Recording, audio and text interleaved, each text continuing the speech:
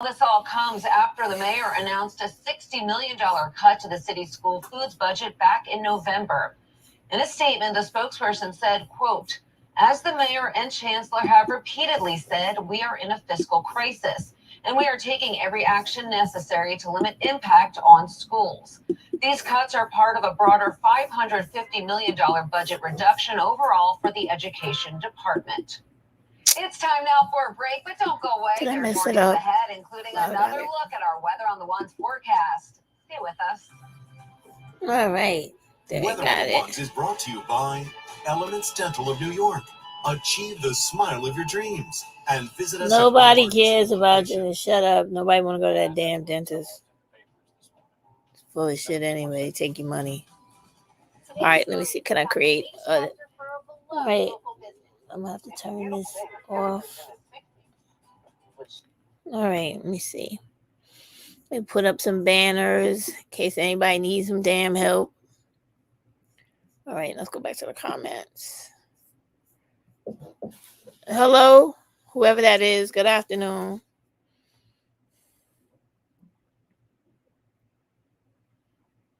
Okay, let's see. I gotta get used to this laptop. Anyway. All right, y'all. I'll use a laptop today, y'all. Gotta get used to this. Try it out. Figure I'll play with y'all today. All right. What's up, YouTube? What's up, black women? Who's that staring at me without saying hello? Where's your manners? Where the salutations? Good evening. Hi, Steph. How's it going? Let's see it in the chat. What's happening? What's happening, y'all? Stop being like that. Creepy. Say hello. Y'all exercising poor manners today, huh? Look at y'all. Y'all ain't right. Nobody gonna speak? Y'all crazy as hell.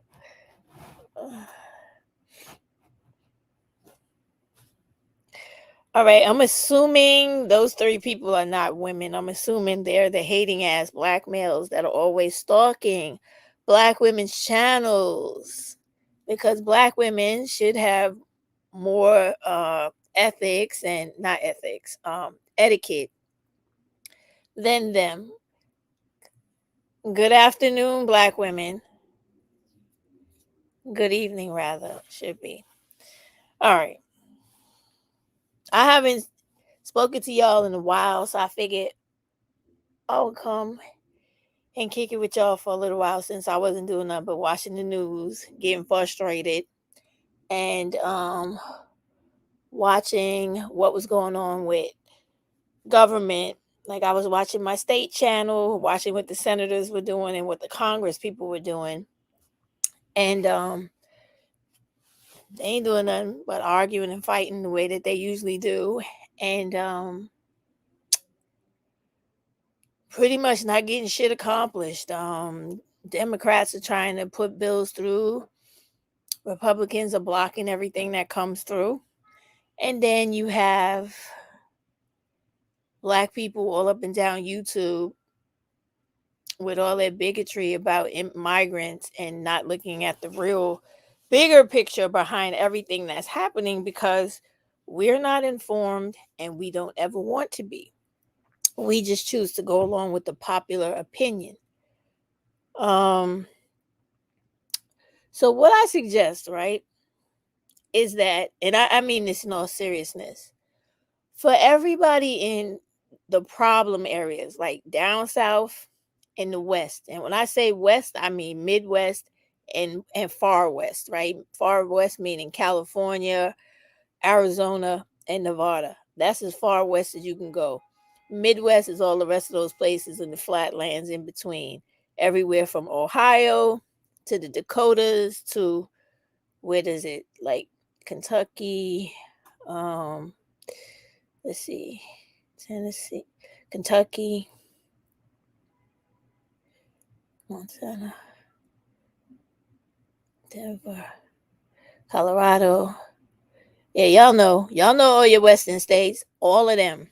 So Montana, Iowa,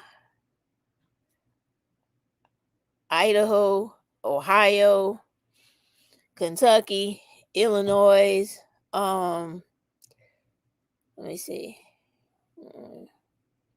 I'll throw Detroit in there. I'll throw them in there too.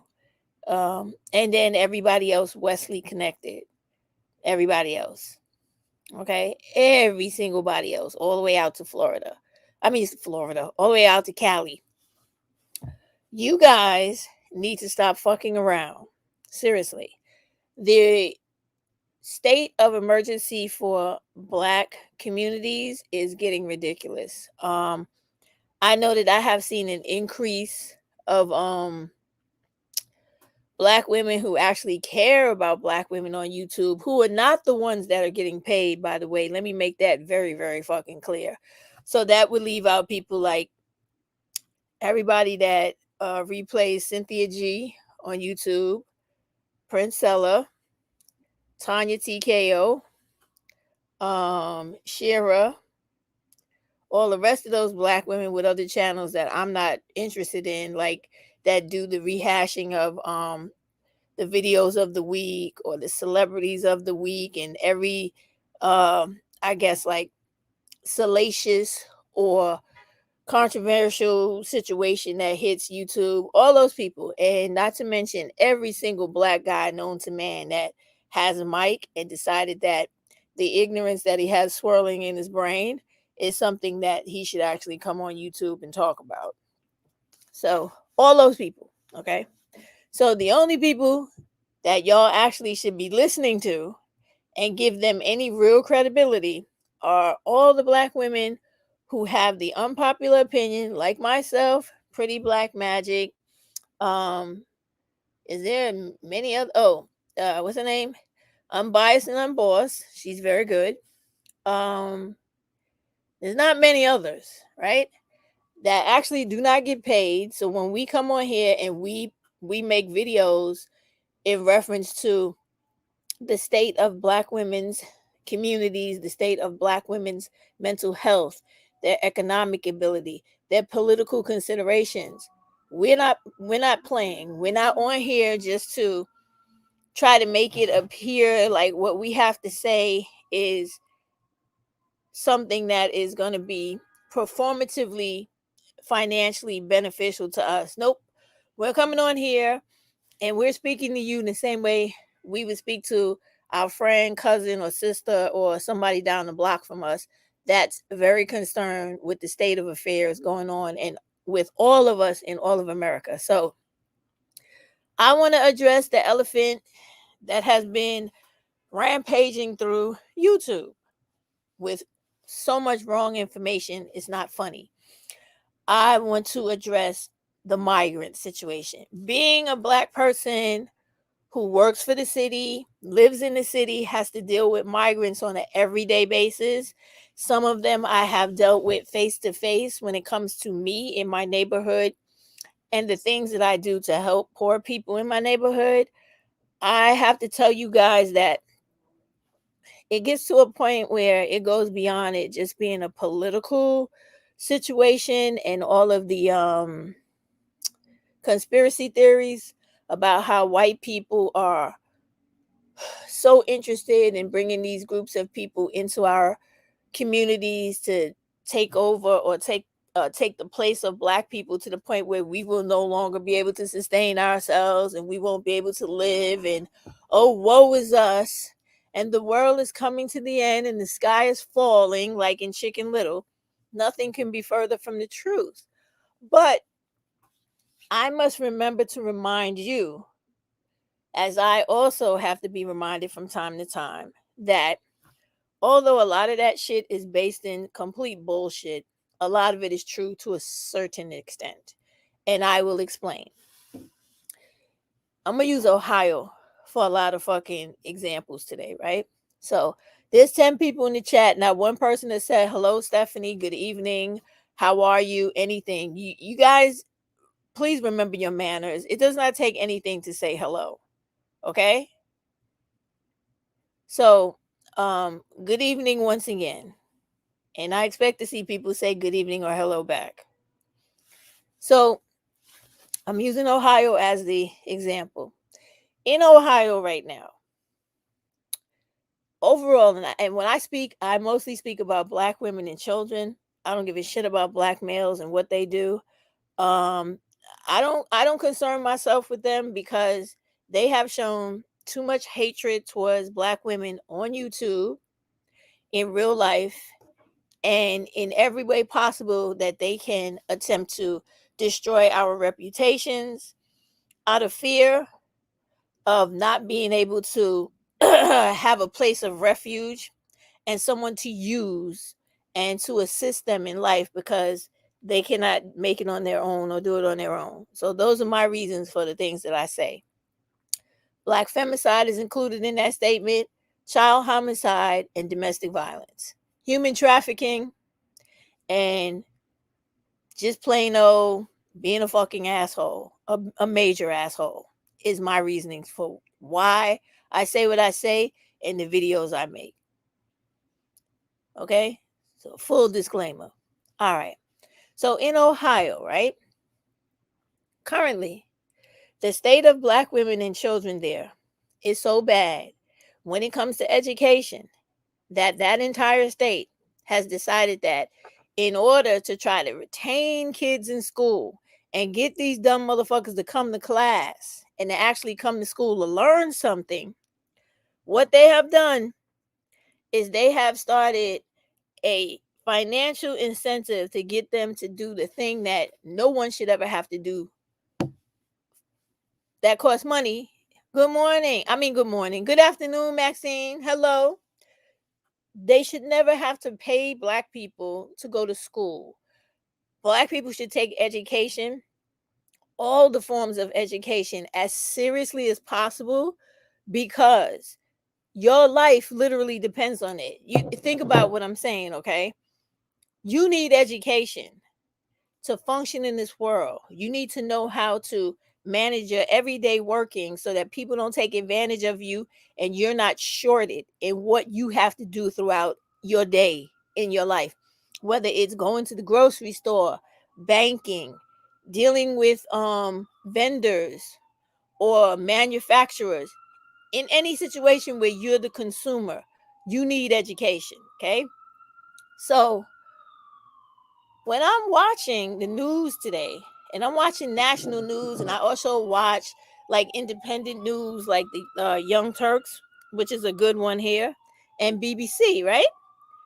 They were doing a whole report on how many Black communities, starting from junior high to high school, have some of the lowest attendance records, and its truancy rates and numbers are busting through the roof, right? So now this is a problem. This is a problem on all fronts. This is a problem on society. This is a problem on the individual. This is a problem on the future. This is a problem on the state of America, right? So what these white people came up with is Black people always crying about being broke, right? So you know what they said? Let's give these Black people money to go to school and maybe they'll bring their ass to class. However, the thing that white people do all the time when it comes to Black people is they're always lowballing us, right? So they lowball the students and the parents with a measly fucking $500 for the year to go to school. Now, mind you, I understand that no one should have to pay you to go to school, and to offer you only $500 for 365 days of the year. I forget the exact number of days kids go to school out of that time, but $500 don't do shit. Okay, it don't do shit. It don't pay no bills. It don't put no food in the freezer. It doesn't do anything. It barely gives you one car fare toll to go back and forth to school, especially if you're not a person that takes a school bus to school, like many of the kids in the eastern states, right? But we're not talking about eastern states right now. We're talking about Ohio. So anyway, they actually think that they're doing something and that they are giving poor people that should have their ass in class an incentive to be in class. However, nobody's taking them up on this shit so far. And if any of their strategists watch this video, hear this loud and clear. You need to pay poor people more than $500 for the year, giving them a measly ass $25 a couple of weeks or whatever it is, how the program was written out,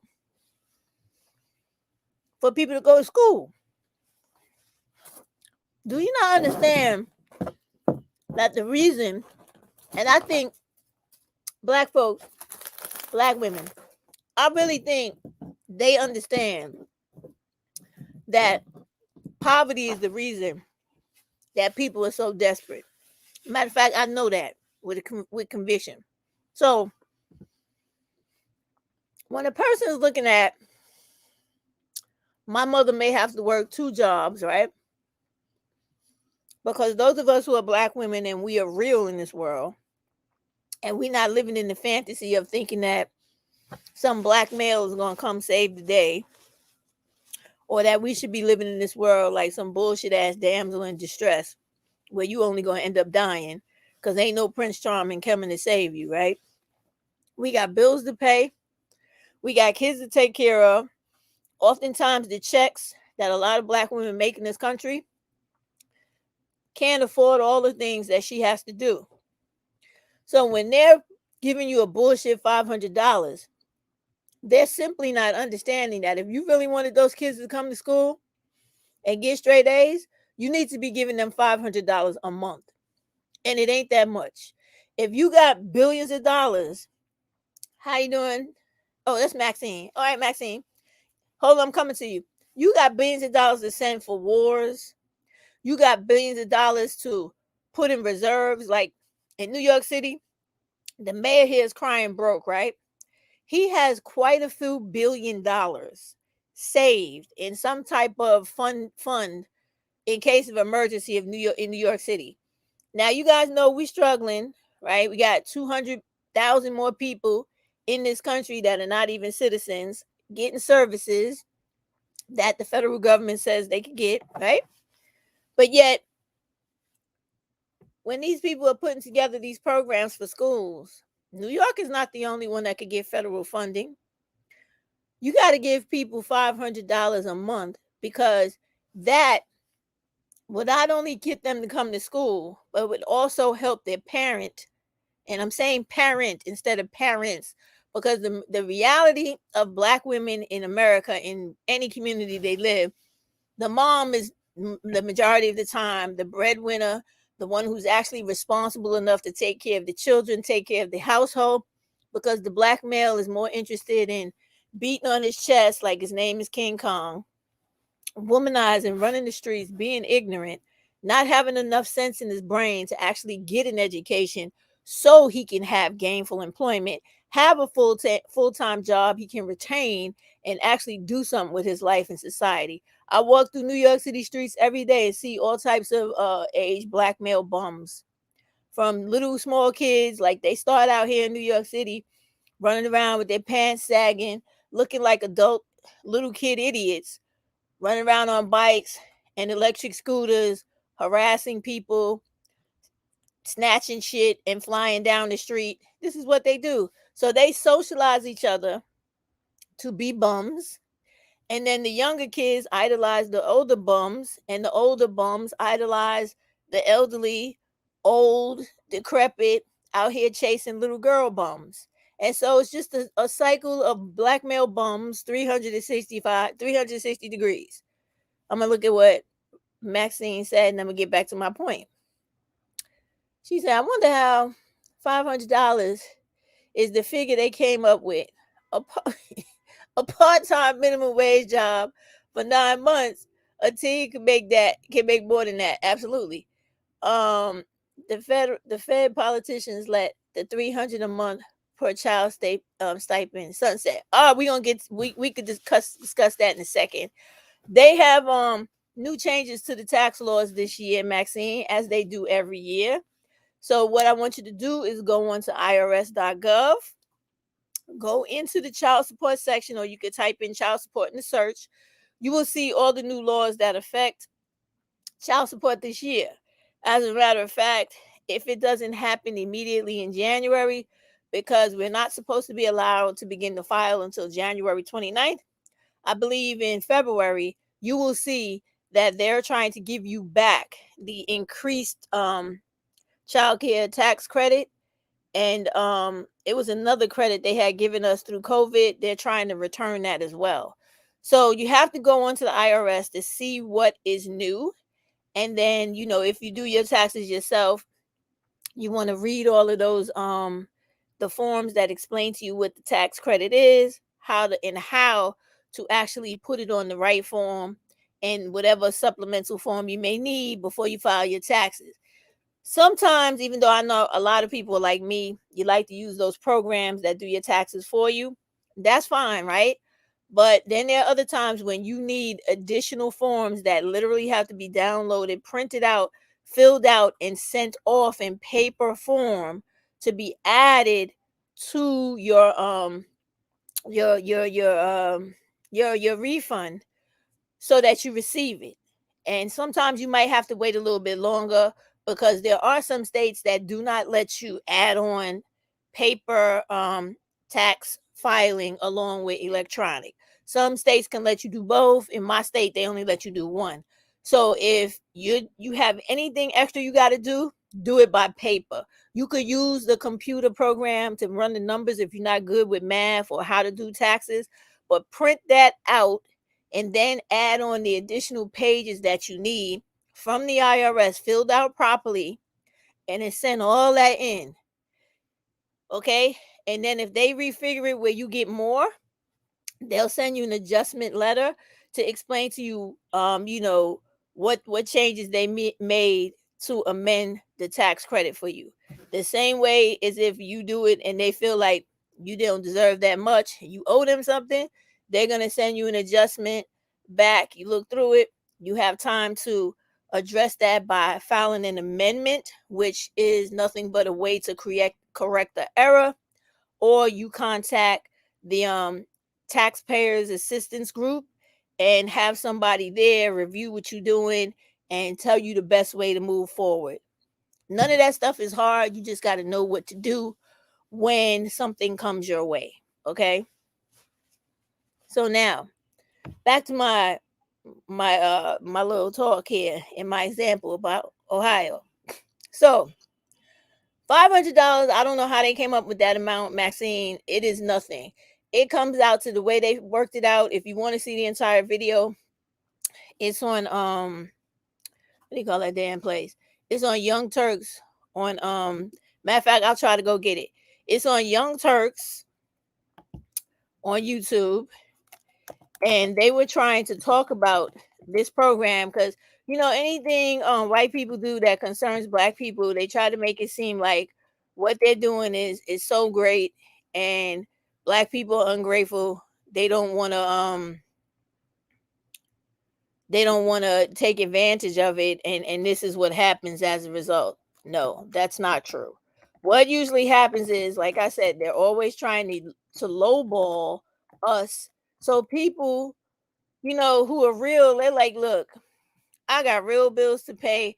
I got other things going on in my life. I really don't have time for this silly shit y'all are talking about, especially when you're not talking about anything that's actually going to be beneficial to me, really.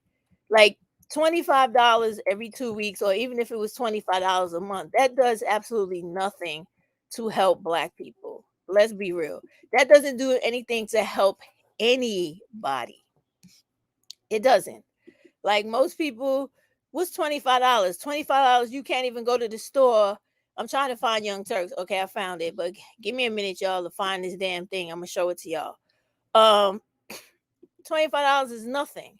It doesn't give you, here it is. I just gotta pull it up and stop it before it starts. Yeah, see? Always like that. But it doesn't give you any money for you to do anything concrete with. You can't pay a bill. You can't really fill up the refrigerator. You can't even put a decent amount of freaking gas in your fucking gas tank. But you let them tell it you turning your nose up to something beautiful and shit. When it's like, no, I'm not. You just fucking with me because I'm poor and you think that I'm supposed to take any and everything you give to me just because you feel like it's a good thing when it's not. All right, y'all, hold on. I'm gonna let y'all see this in a sec. I'm gonna put this up for y'all. I want you to hear this shit. Oh, I got more people. Hello, everybody. Oh, I look gorgeous as usual. Oh, thank you. I like your butterfly. I like butterflies. My shit is I like butterflies and owls. So if I'm outside, I'm walking on anyway, I see a butterfly, I just get caught in staring at it whatever where it's at. So I like that. I like that a lot. I like your logo. I like that. I want y'all to see this. I want to share this with y'all because you have got to hear this shit to believe it. And then when we don't want to accept these things people are throwing at us, said Google Chrome would like to record this computer screen audio. Nah. We don't need you recording shit. No, we ain't about that. They get mad at us. All right, let me see what's happening. What's happening here? Why isn't it working? Hold on, y'all. Using the laptop today. Give me a break. Hold on. Of school truancy, absences, which have unfortunately increased significantly during the coronavirus pandemic, and things have not returned to pre-pandemic levels. So let's take a look at this graph because it'll give you a sense of what's transpiring in the state of Ohio.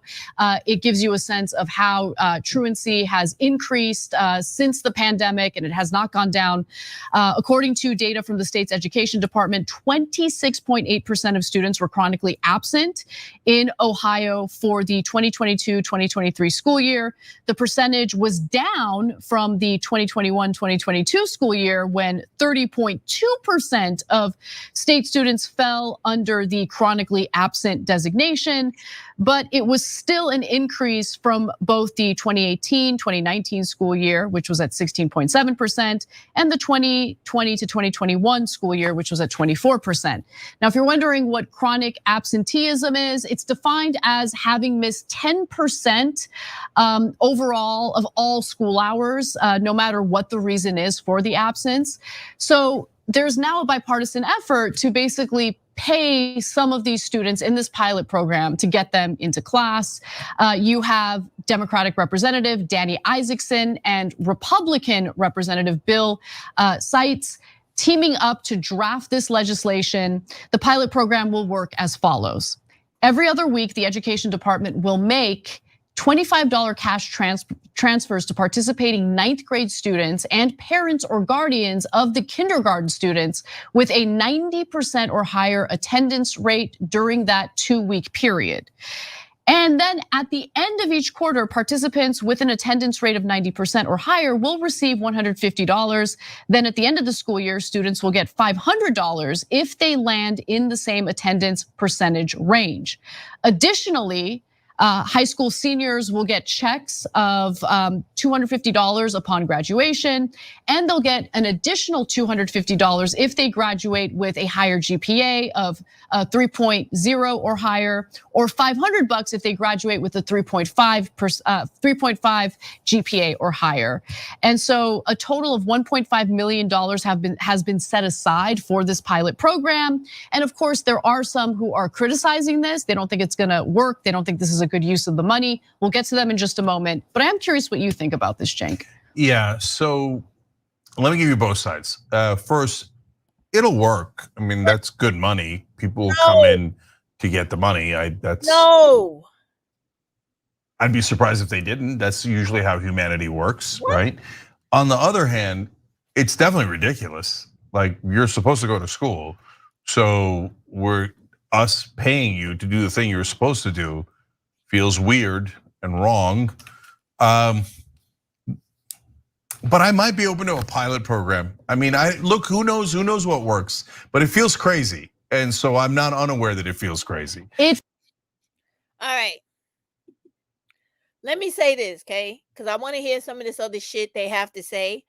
But it's funny how, don't you love how white people think they could think for black folks? Because, they would never, ever think to invite us in on the conversation so they could get a real point of view instead of trying to think about what we feel is appropriate for us. Once again, treating us like the children instead of the adults that we are.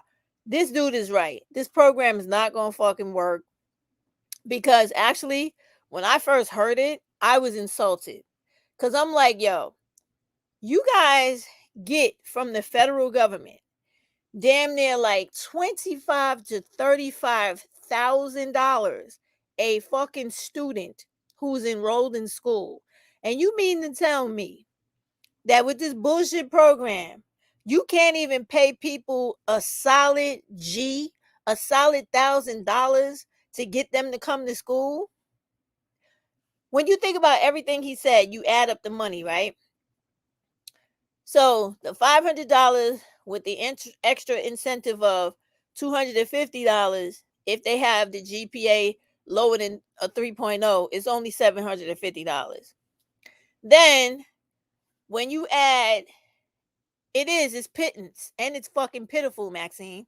When you add the other, did they even give them an extra? Yeah, they gave them a full extra $50 for if they graduated with the 3.0. So on one hand, you getting $750, and then with a 3.0, you still not even making $900. You just at $800.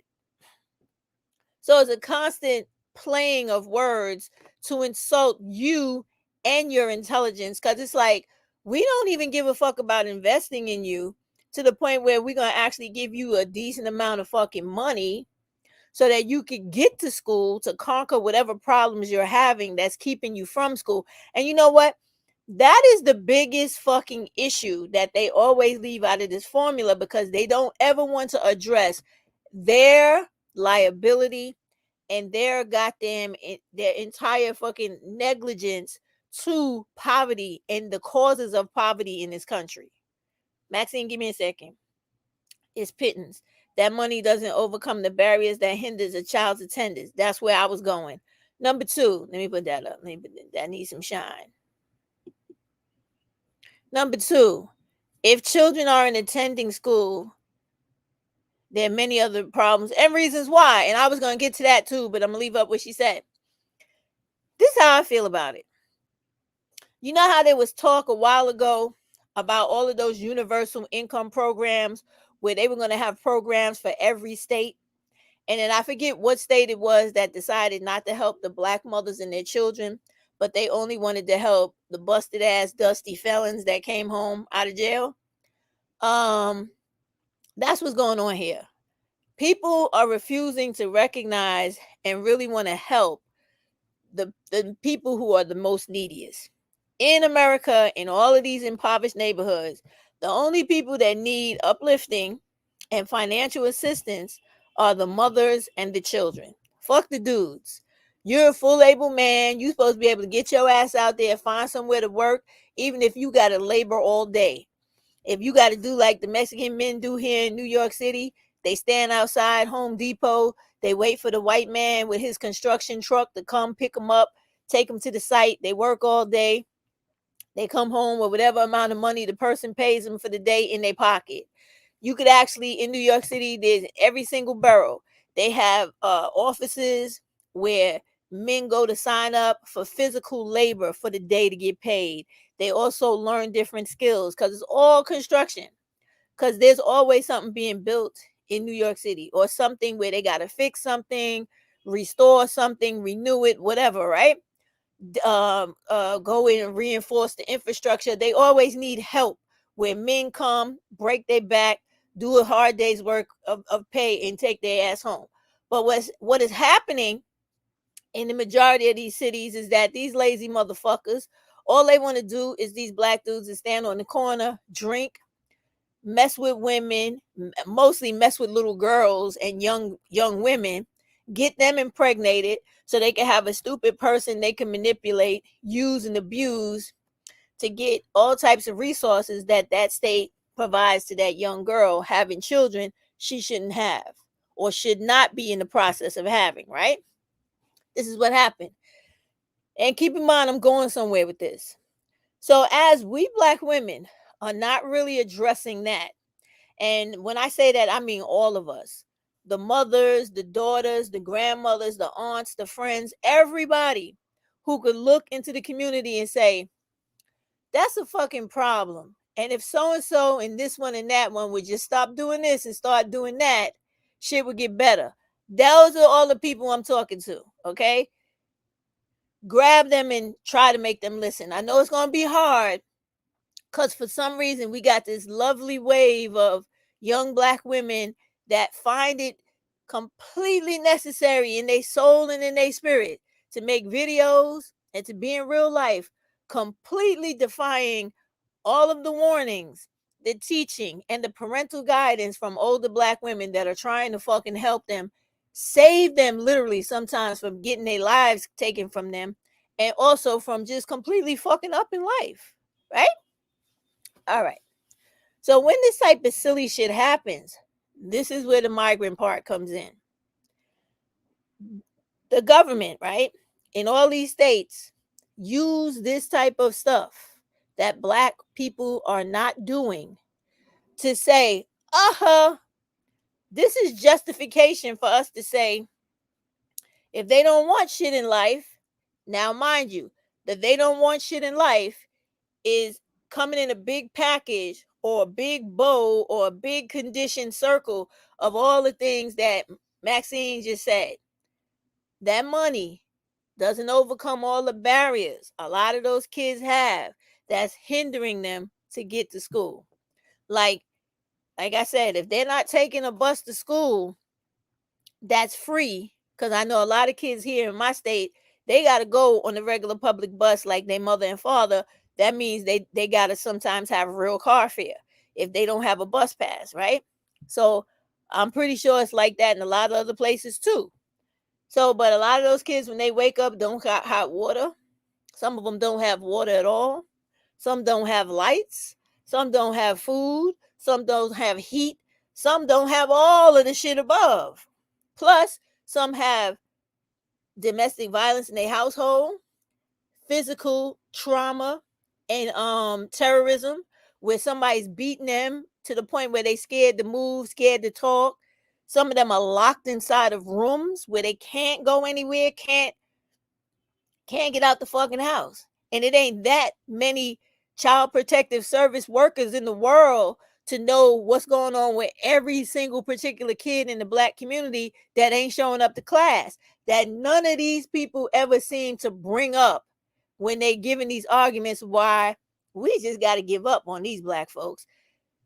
And so this is why when we as Black women see things happening to other people around us, we got to start to get out of that mindset of that ain't my business. I'm going to mind my business, because it is your business.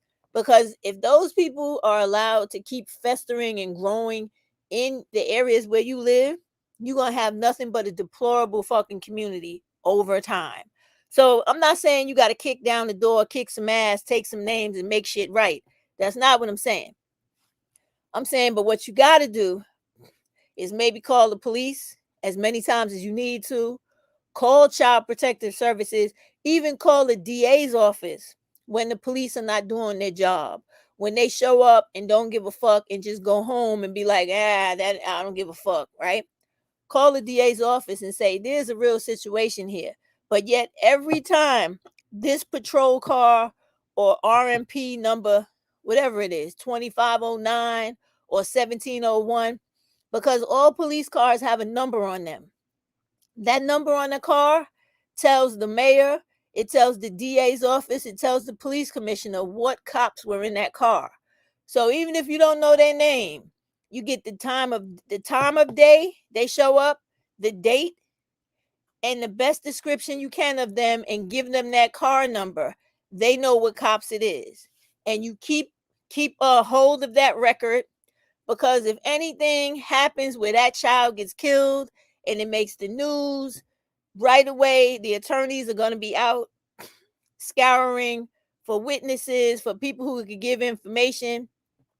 And I need to remind you that when you are nosy and you got your nose in other people's businesses, there are sometimes public known monetary amounts of awards, and then there are quiet, private reward money that is given to people when they provide information about bullshit that goes on in the neighborhood. So am I sitting here telling you today to start becoming snitches? Absolutely. Absolutely. If you want things like this to get better and for people to stop depicting us as being the fucked up America offers us everything, but black people just don't know how to take care of it type of people, you got to start pushing back against that bullshit. And one of the ways is to get involved by simply speaking up. Point blank, period, right? And when I say speaking up, I mean that in all forms. Like with the migrant situation here in New York City, right?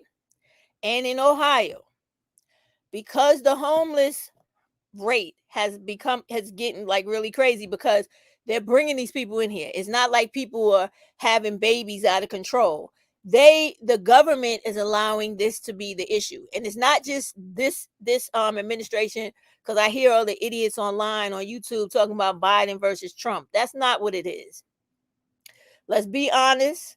Let's act like we're adults and have a real conversation and real recall about America. Every fucking administration is always talking about the immigration problem, the migration problem, the citizen versus non-citizen problem. It's been going on. Naturalization. It's been going on ever since the first George Bush, right? Now, when Obama was there, he didn't do nothing for black people. He didn't do nothing for the country. He had the opportunity to make a federal law how immigration would work, and it would stay that way for the next 20 years. He decided not to do shit. And it has been ridiculous ever fucking since. Okay? Now, every other president, not giving him any credit or trying to take away any of the damage that he caused after Obama, had the same opportunity to do the same thing, and they all did the same fucking thing. And that included Trump. For all the people that think that, like, I heard Cherie with the most ridiculous fucking shit the other day doing a whole live on her channel trying to convince black women to vote Republican. And I'm like, are these the same Republicans that took away our rights, like abortion and affirmative action, and who are now trying to take away our literal right to vote, and who have been trying to take away our right to vote since 3 or 4 years ago, when they had to take 2 or 3 separate lawsuits into the Supreme Court to stop them, and where they had to redistrict certain states just to keep black people in the districts they live in with the ability to vote. I'm shouting out Mississippi. I'm shouting out Texas. I'm shouting out, what was the other one? Alabama, Tennessee. It was so many of them trying to take away black people's votes.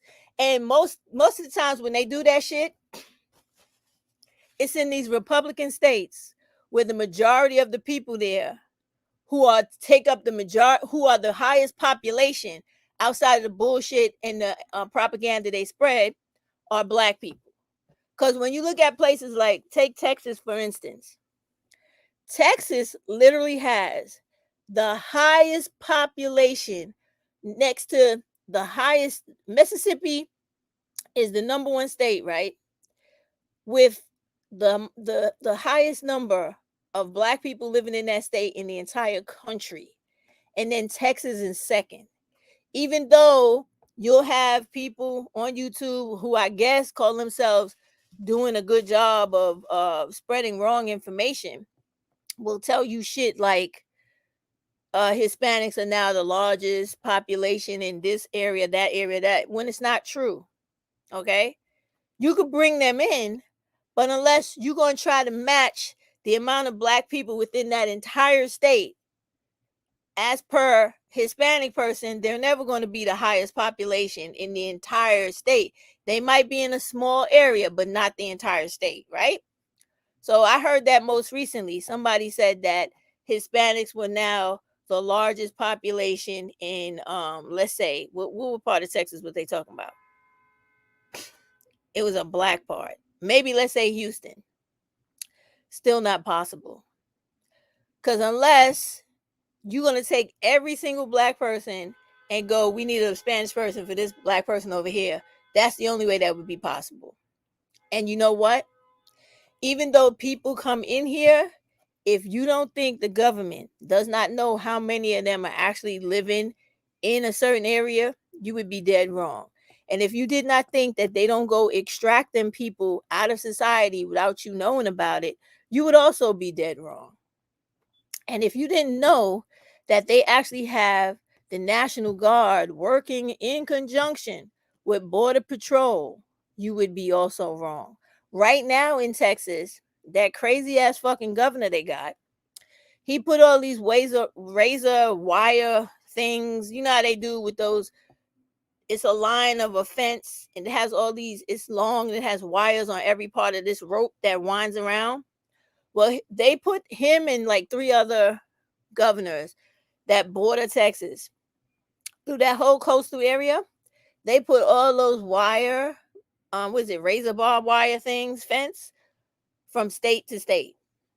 And most recently, it was very disgusting because regardless of people coming here from another country, I don't believe in killing people just because you don't like them. All right. And the reason I feel like that is because I'm a black person that comes from a legacy of slavery. And if I would sit here and say I believe in white people killing Hispanic migrants trying to come to America just because they're Hispanic, you don't want them here, that's equivalent to me saying, yeah, it was okay for white people to just kill my people and still kill my people today just because they don't like the fact that we black.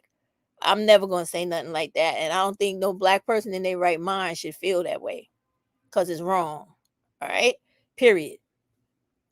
So now with them doing that, they have drowned many people or been responsible for the drowning of many people and the deaths of many people, whether you like it or not. That's the facts of that shit, right?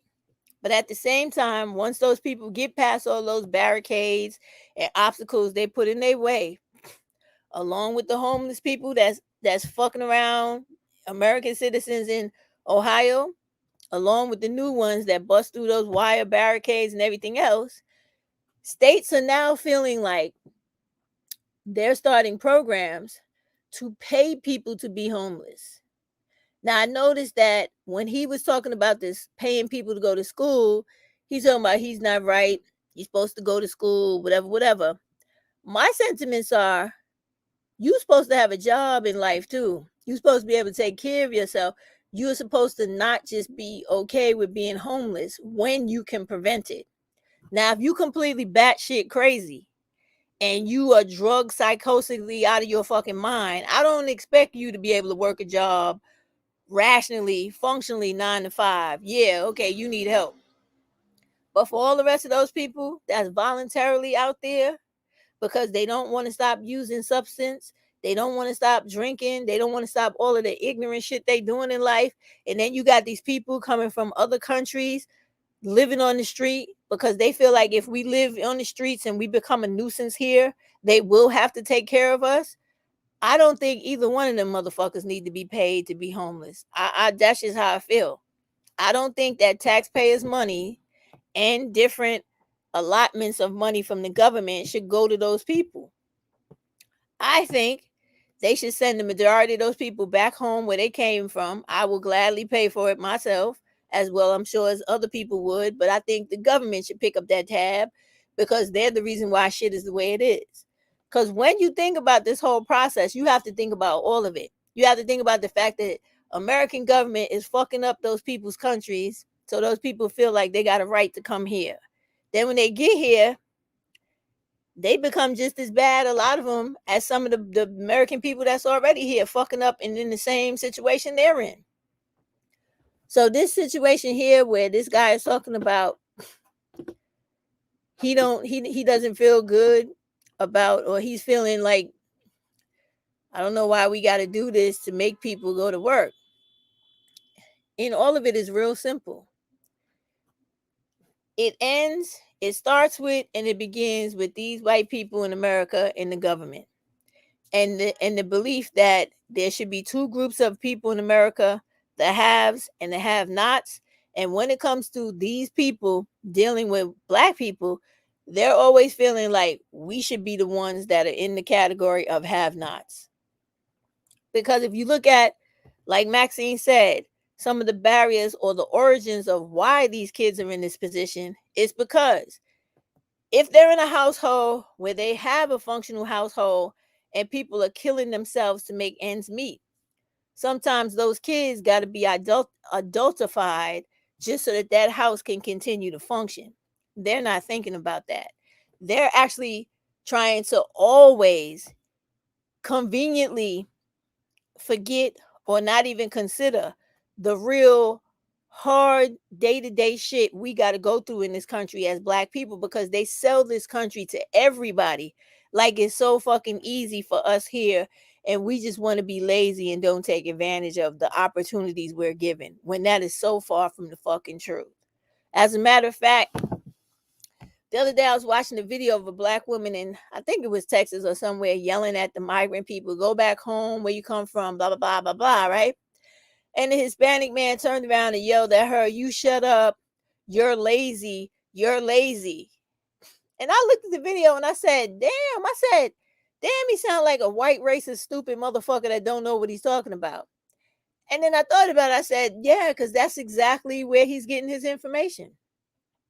From white America, trying to paint black people as people who are somewhere where they just don't want anything in life, and they are willfully neglecting all the barriers they create for black people to try to do shit with their life. Like, if you wanted people to live better in this country, it's real simple. Do two things: raise the income, the take-home pay for poor people, not rich people, but only for poor people. And then secondly, reduce the fucking rent in every goddamn state in this country, and you will see neighborhoods flourish almost overnight. Period. But you know, they're not going to do that because they study very closely. If you start to get a little money and you start to go above whatever their expectation of poverty is for you, then the inflation goes up. I don't know if y'all have been noticing that. And that's the reason why I've been telling y'all and pumping and promoting to y'all, double up with each other. I don't give a fuck if you don't like people. I don't like people either. I might have to do it myself. If you're trying to accomplish something in life, you might have to double up with somebody trying to accomplish the same thing to make sure you get it.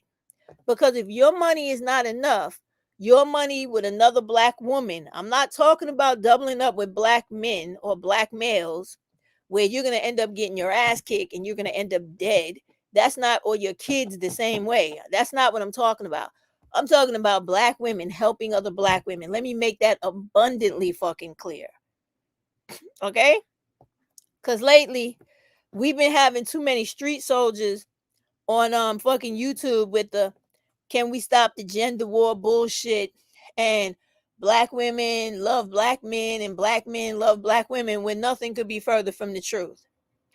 It is not a gender war in the sense of the shit being fictional or full of shit or views driven propaganda. This is reality. When you got black males killing black women and children every day in this country, and yeah, you know I want to throw some of that at you, right? That ain't no fucking joke. That's real. And that's not no gender war. That's some sick shit that is gender driven by black males on YouTube that have social media socialization of ill mentality, ill repute, and deprived, what is it called? Diminished capacity spilling out into the real fucking world. And women and young girls are dying for real. Okay? So I wanted to show you guys this because when I saw this today, I was a little taken aback. And I said to myself, the thing that I want black people to take away from this is fuck they bullshit $500. Even fuck they school system when it really comes down to it, because truth be told, and I want all the black people in these states where you can go to school online, get yourself a real fucking job and sit down online and get yourself a real education that's going to teach you about AI, different computer programs to learn where you could get into jobs in demand and make a decent amount of money, right? That's what you need to do, in my opinion, besides worrying about getting a traditional fucking high school diploma, because the diploma ain't worth shit. A GED is just as equivalent. Excuse me. And then speaking of that, I want to show y'all something. I'm going to get it up and then I'm going to go back to listening to, because I'm curious about what these white people got to say about our situations and life experience that they don't know shit about, and always trying to make it seem like they know us better than we know ourselves. I want to hear what they have to say, but I want to find this website that I had earlier. What is it? It is the New York State Department of Education. Okay, because I want to show y'all how when you go on that website. Now I've done this video before, but I lost it with my other channel. Okay. What you could do online is go to the United States Department of Education. Let me get the website because I had it earlier. Where did I do with it? Come on now, where you at? You at Department of Education. And you could take your GED online, set your test up to take your test online. There it is, your GED test online, right? And then that way, you can go to school. You can get yourself a job so you can help out around the house. They can keep their bullshit $500 because, like Maxine pointed out, you can get a real part-time job and make way more than that. You can even work in fucking McDonald's every day for at least 3 to 4 hours a day and make more money than that. And then once you get past $3,000 in earnings, you can fucking, if you're over 18, you could put in a goddamn tax return and get money on the money that you made. So they're not doing you no favors. They're not. They're just trying to make it seem like you're not trying to do nothing with your life, because they're always trying to prove to the world that they're trying to help you, but you don't want to take advantage of the bullshit programs and situations that they put in front of you. That is not real nor beneficial in the first goddamn place. Now, why? You know what I hate? When you're looking for something, and I had it queued up. Wait. Oh, look, that's funny. Ohio Department of Education. I'm talking shit about Ohio. That's very funny. But anyway, let me go here and let me just copy it onto this here. Sorry, y'all. Give me 1 second. Because I want y'all to see this. Because it's fucking ridiculous, you know? Because they're doing all of this and trying to make it seem like you crazy. You just don't want to do what you're supposed to do, when there's no incentive and no real reward out of following the shit that they're proposing. It's just stupid. $750 at the end of the year, even though they don't really have to give you anything. But it's the fact that if you're going to try to give people a real incentive for retention in school, then really do it. Really show them that there's something they can get out of it. Give them real money. Now, I mean, when we think about how, what was it, last year, before Christmas, I think it was around Halloween or something in 23 or 22, they were talking about the universal income programs, right? Now, a lot of those states actually put those programs through. And they actually, remember, Mississippi was one of the first ones to do it independently, right? So those are the programs that work. When you have programs where people who are poor get a stipend of like anywhere from $250 to $750, it was under $1,000. So let's say from $1 to $1,000, whatever that number is for that household, a month extra on top of whatever else they got going on. Welfare, part-time job, full-time job, Social Security, disability, whatever the fuck it is. And they have an extra little amount of money coming in for the month. you would work more wonders with that than you would with a dumbass program like this. And this is supposed to be people who are in education talking about incentives to keep people retained in the classroom. This is an insult to everybody's intelligence who either sees this or who is even a person who wants to apply for this shit, because there is no real incentive anywhere in this program. And I hope they see this video and understand what I'm telling them. Even if I was the poorest, dirt poor person in the world, I would never take no program like this that got me working harder than a motherfucker to give me nothing in the end. I gotta be there 90% of the time and get a GPA of 2.5 or 3 or 3.0 just to get $250 and then maybe $300. You gotta be out your fucking mind. I go cut grass, take somebody's fucking garbage out if they can't physically do it, go shopping for elderly people, walk dogs, and clean people's houses for more than the fucking money they offering right here. And that is the point to the whole thing. The reason that a lot of these kids are not going to take this program and they're going to snub their nose at it is because of two things. One, they could actually get a real education online that will be, more accommodating to their lifestyle and the actual time they have to commit towards learning. And number two, if they actually have to put in and help out in their family with money where they're working, babysitting younger children that their parents can't afford to get somebody to take care of, whatever the hell it is that they're doing, taking care of their grandmother or whoever that's elderly at home or sick, like they don't consider the fact that poor people have so many households where people are dying of cancer. They sicker than a motherfucker with diseases where they could barely move and they need people to wait on them hand and foot night and day. This is the type of shit they never factor in when they just talking shit, because they never include the black folks who are affected by this shit the most into the conversation, because they feel like we're the kid, they're the parent, they know better. And the arrogance of these motherfuckers never ceases to amaze me. It never does. So I want to show you, all right, I'm going to stop sharing this for the moment. And I want to show you guys the state's website for the GEDs, where you can go on there, take classes to get your GED, and then set yourself up to take the GED test to receive your GED. Just to show you, because you need to have all of your elementary bases covered, and that's one of them. So this is the site right here, okay?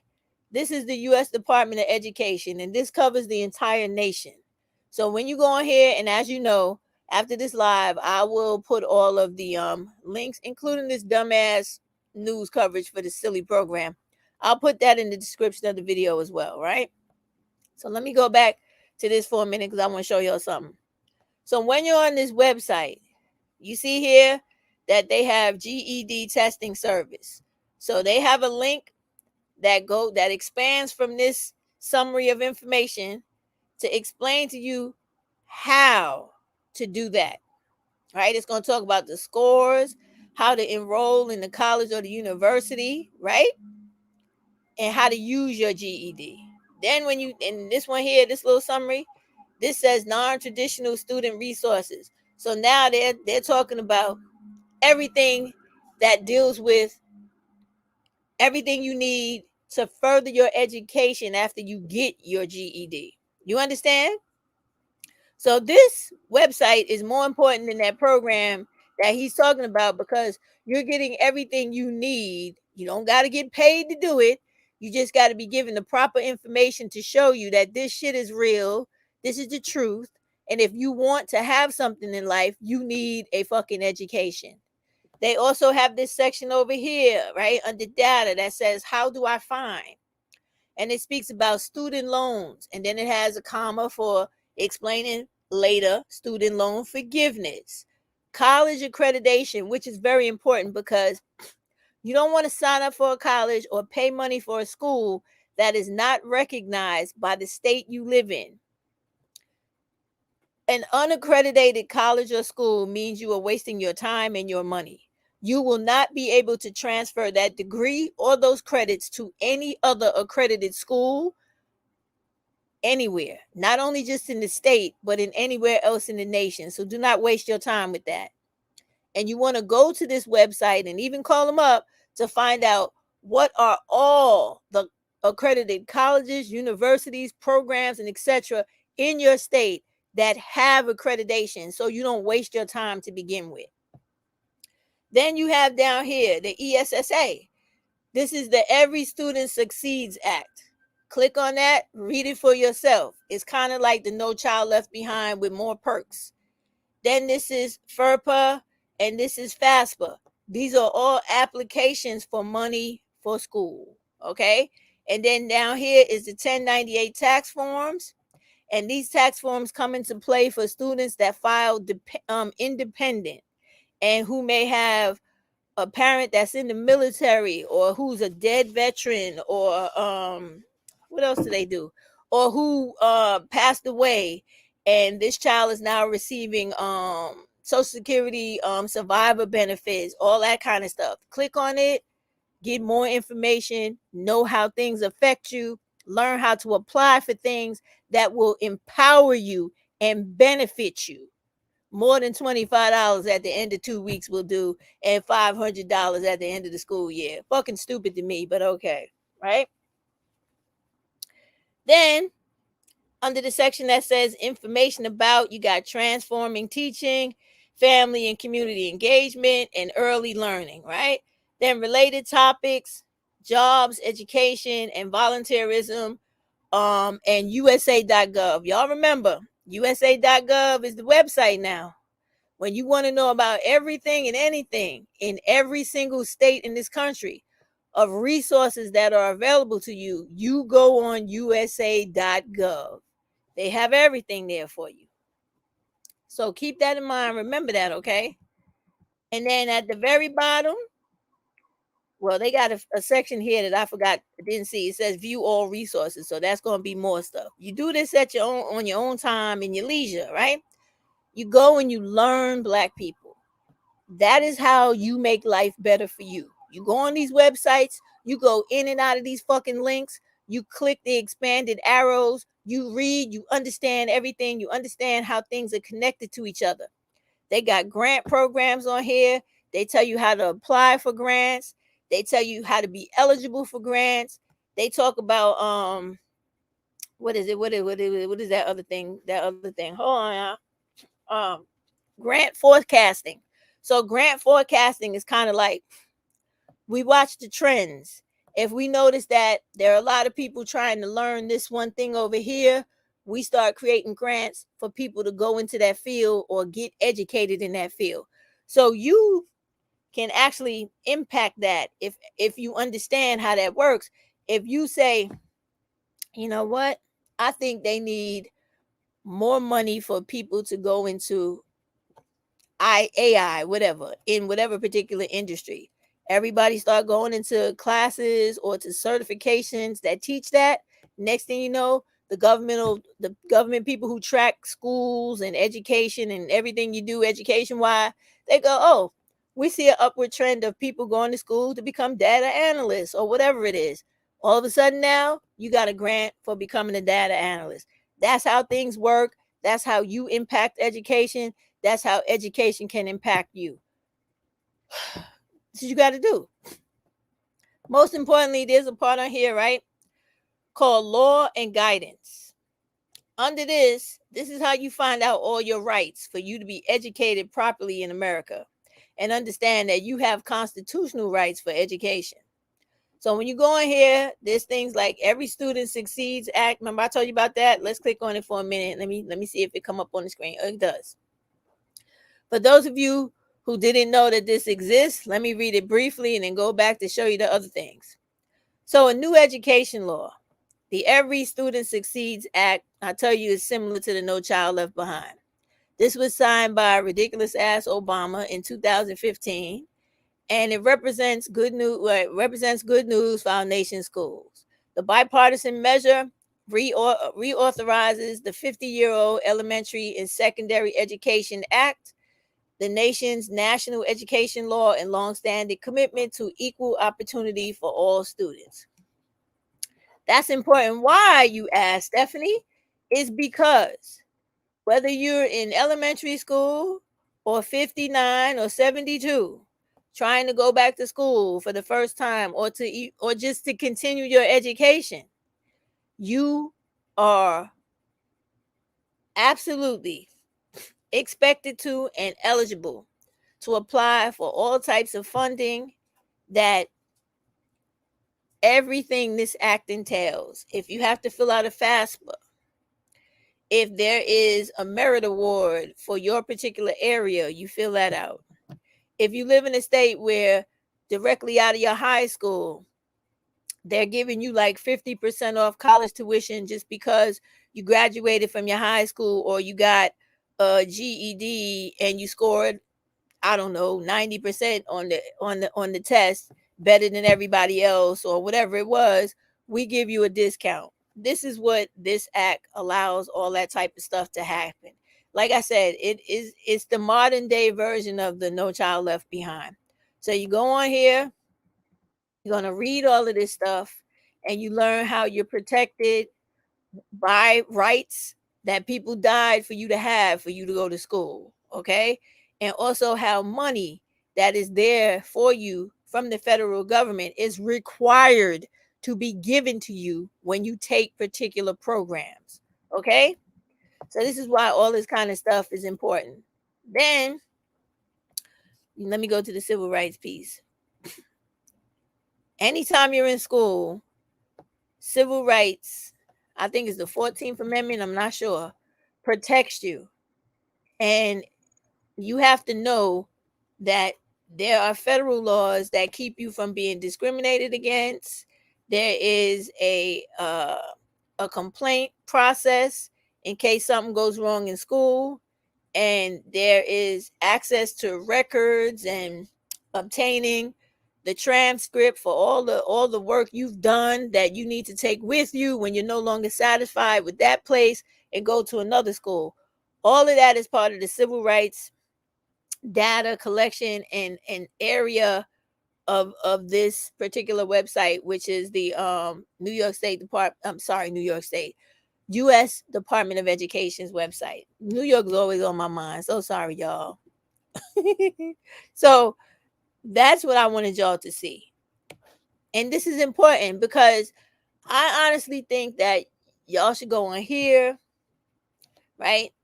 Let's go to the go to show you that stuff. That's on the next page. You go on here, you learn about how to, sorry, I moved it too fast, how to begin taking classes for your GED, right?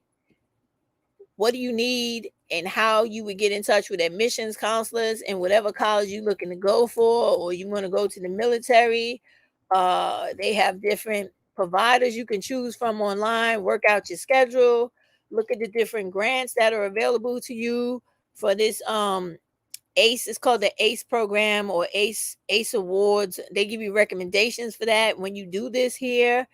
And then over here it says looking for the GED testing service. So after you do all the hard work, you stay right on here, and then you click and find yourself a testing site.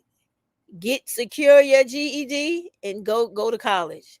And you don't have to wait to be graduation age. You understand what I mean? And there's a little email sign up for you. Even better, right?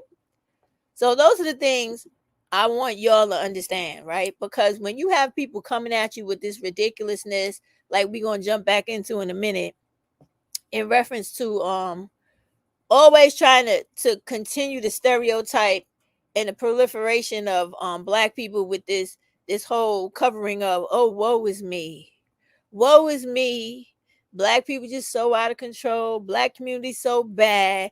They just so so unworthy of what America has to offer. And the expectation for Black folks is just so low.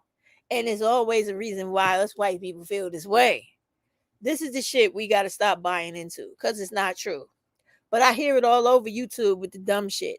I hear it all over YouTube with the dumb shit where I thought was intelligent people trying to convince black women to vote for racist ass white men who are Republicans, who have never historically gave a fuck about black women, their rights, their quality of living, or them having any fucking fulfillment in life. Like, why would you, as a black woman, I don't give a fuck what you do for a living, how much money you have or don't have, would you try to advocate for racist white men that do not like black women at all, unless they're actually fucking them?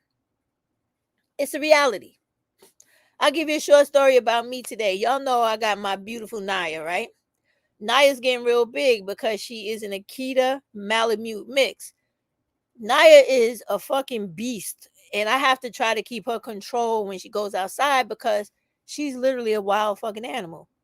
She hits, that wind hits her, her ears go back, her fur comes up, and all she wants to do is take off into the wind. You can't do that on the New York City street. You got to calm the fuck down, right? So I'm stopped at the corner, waiting across the street, and I'm pulling her. And me myself, I fancy myself a very good dog owner because I watch Cesar Millan all the fucking time when I do not know what I'm doing with my dog. So I'm very versed in whatever Cesar tells me to correct the bad behaviors of my animal, right? So Cesar told me when Naya is not acting right and she's not listening to commands and doing what I need her to do, I'm supposed to make her collar tighter, pull it, and hold it up to let her know I'm in control. You're supposed to listen to me. And I will tell you that every time I do what Cesar tells me to do with Naya, she will sit up straight and even sit her ass down on the ground and listen to be instructed and directed. So Cesar knows what the fuck he's talking about. So as I'm doing that, and Naya, she fights me at first, but I get her. Some fucking white man, and this is the point I'm getting to. He's making a right-hand turn as I'm crossing the street, and he decides he's a white man, he knows best.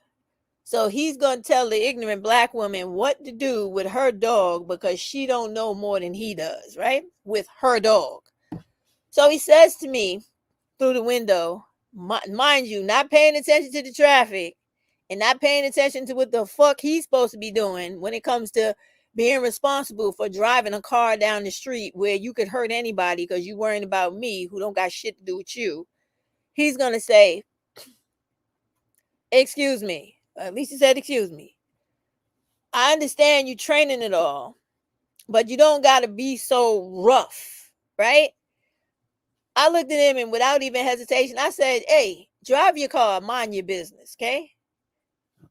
That gave him license to go into his racial rampage that he was dying to do from the time he saw me.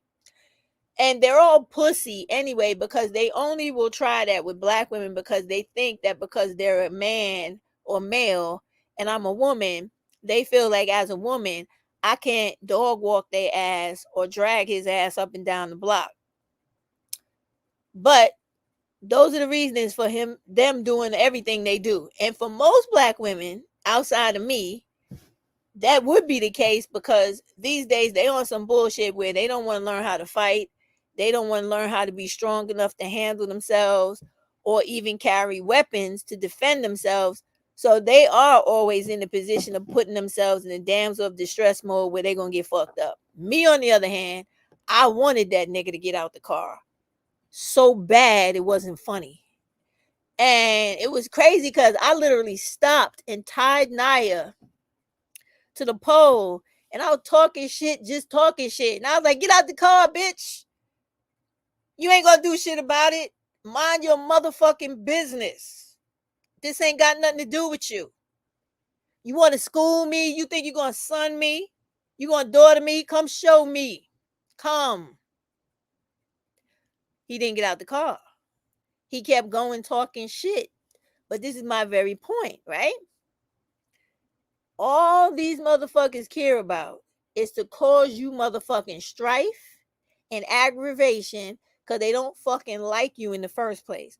I don't give a fuck how many black women come on here talking that divestment shit and promoting and pushing white niggas as if they are the fucking great escape or the fucking Thank you for that.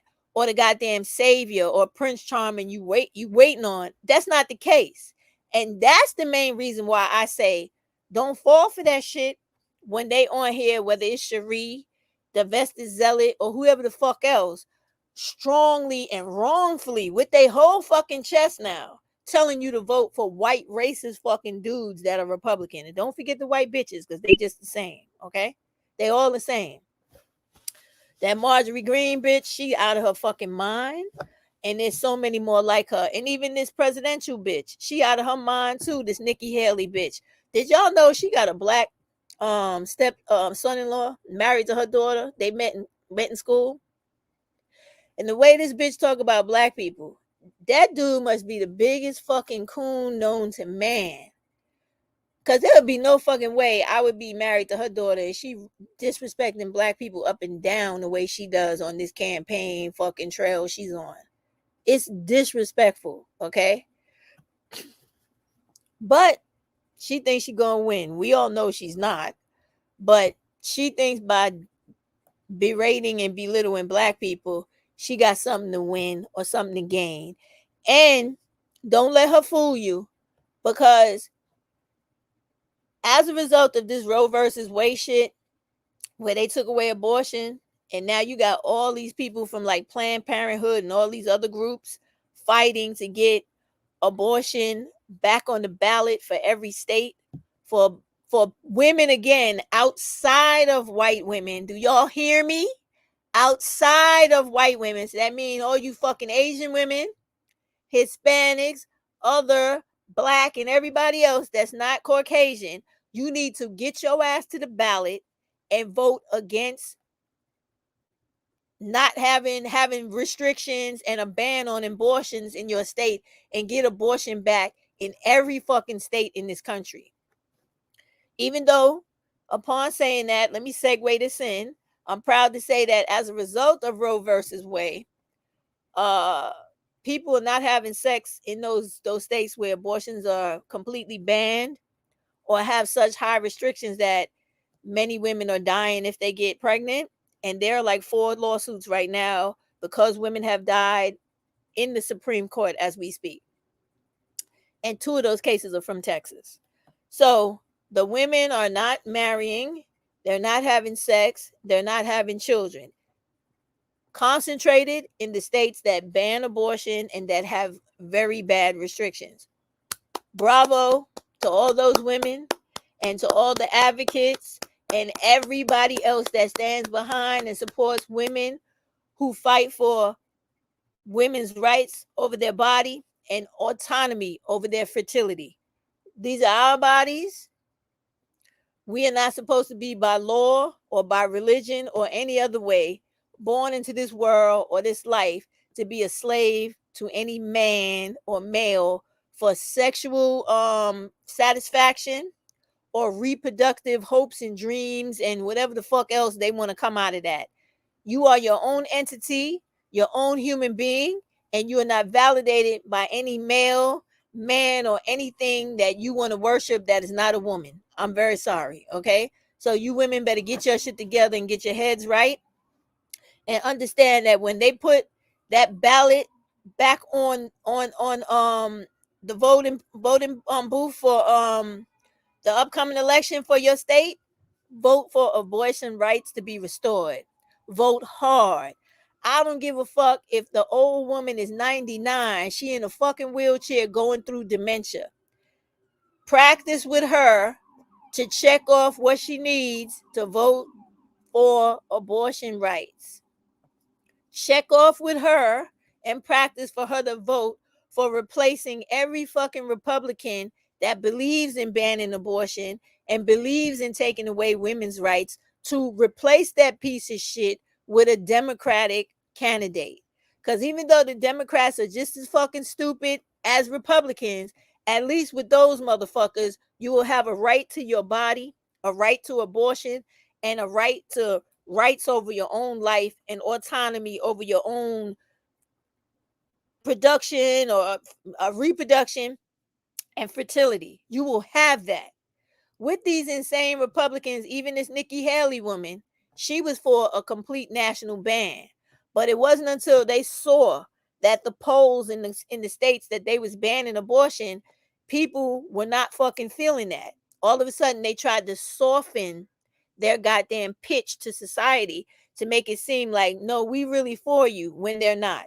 When if they get into office, and this is including everybody's man Trump, they intend to do a national ban on abortion, especially that nigga. Are y'all sleeping or y'all crazy?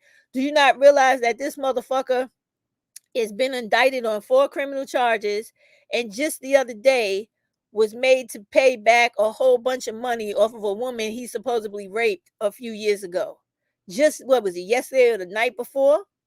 He has to pay her over $1 million for violating her sexually.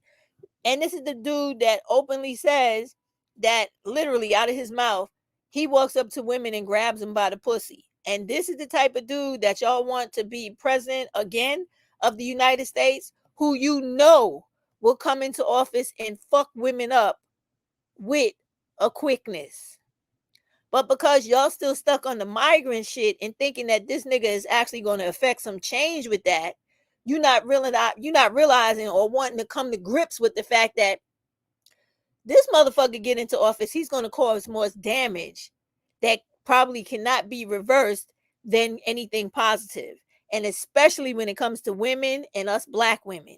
And you already fucking know that. I don't know why y'all out here playing like y'all don't know when America gets sick, we get the fucking flu. I don't know why y'all are not, why you acting like that's not the case. But it's because you on here listening to people that are telling you crazy shit, and instead of explaining to you how stuff works so that you are more informed, you out here saying dumb shit like the DNC needs to give us new candidates when they're not responsible for candidates. They're not responsible for anything like that. Okay? Candidates are responsible for popping up in society by themselves because they fill out petitions.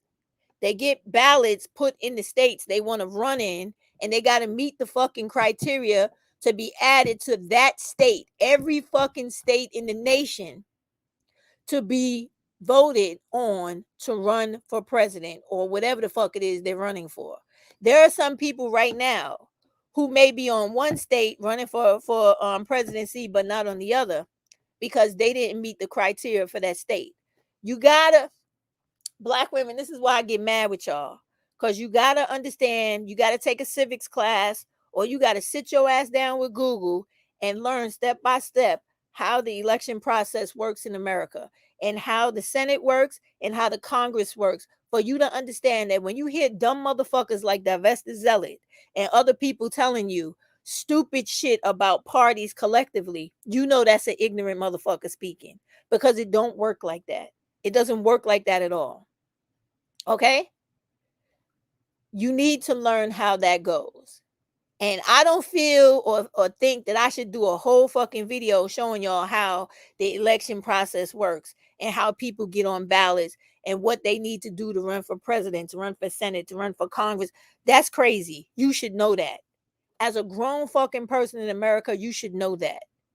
And if you don't, you need to sit your ass down and dedicate the time to learn the same way you dedicate the time to listen to dumb shit that Cher is talking about, and even more stupidly ridiculous shit that Prince Seller is talking about, and the dumb shit Cynthia G is talking about that spills on to fucking YouTube.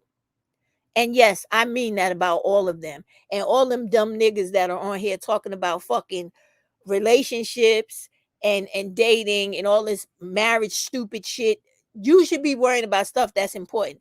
All that other shit is dumb, because it's the repetitive, dumb, same shit that they talk about every day that causes black women to get killed by black femicide, get you involved in domestic violence, and having your children taken out of this fucking world before they even get here. Do you know how many black women are killed while they're pregnant, shot, stabbed, and bludgeoned to death by stupid black fucking males who are in relationships with insecure, weak, dumb motherfuckers, because they on here listening to the likes of fucking this one, that one, and the other one when it comes to black women and black male fucking interaction? Stop it. There's so many real things out here to be doing instead of that dumb shit. Woosah. I lost my train of thought for a minute. Oh yeah, back to the election thing, right? So anyway, you need to learn how that shit works, because the reason that's so important is what is going to tell you what your future is gonna entail. If a person cannot get onto this state's ballot to be voted on, why? Did they get enough people to back them? Did they make all the eligibility? Did they make the timeline? Is there something in their background that makes this state feel like, no, no, no, no, you're not good enough for us to put on our state's ballot? Why is that? You need to understand that. You need to understand that anybody could run for president. You, me, any fucking body, as long as you're born in America and you're over the age of 35. You need to know all of these things off the top of your head, just like that. You need to know that a party is not collectively the party on its own. It's made up of each individual person within that group and how they vote on every single issue that comes before them. Not just that, oh, it's the Republicans who do this, it's the Democrats who do that. That is not the way shit happens. That's not the way it works. And even after these motherfuckers vote, there's still a veto policy or process that the fucking president can take. And there's another thing that happens where there's a cycle, a circular cycle of the three branches, which is known as the checks and balance. You need to know all of this shit. You need to, so that you can stop saying dumb shit like the DNC needs to give us another candidate, or you actually think that Trump's ignorant, fucking racist, dumb, bigoted ass trying to be the fucking white man's burden and the white man's superhero is going to actually come into the office of president, and actually handle immigration and stop the influx of people into this country single-handedly. He couldn't do it before, and he's not going to be able to do it now or anytime in the future unless there is a complete overhaul of the executive branch of government. Do y'all understand that? So please stop with the dumb shit that's being taught on YouTube. Just understand that as it is now, each house, I'm talking about the Senate and the Congress, right? They have a Republican majority who is standing in the way. When I say standing in the way, they're voting against every fucking bill to become a law to help every person in America. Any bill that comes before them that's worth anything, that's going to put more money in your pocket or make your life easier to live in America, they're saying no. And because they're the majority at the time, which is why I tell you to vote in the Democrats to get those Republicans out the seats, to get rid of niggas that block good bills that become laws, is why I'm telling you these things. There was a law proposed, right, to stop, I'm talking about New York State now, to stop people from going to the police and making false reports and getting order protections immediately issued by the state against that person, whether the person was telling a fucking lie or not. My Senator Ramos, she proposed that bill and she had 3 or 4 other Democrats backing her. She tried to push it through the New York State Assembly. That shit died right there. You know why it died right there?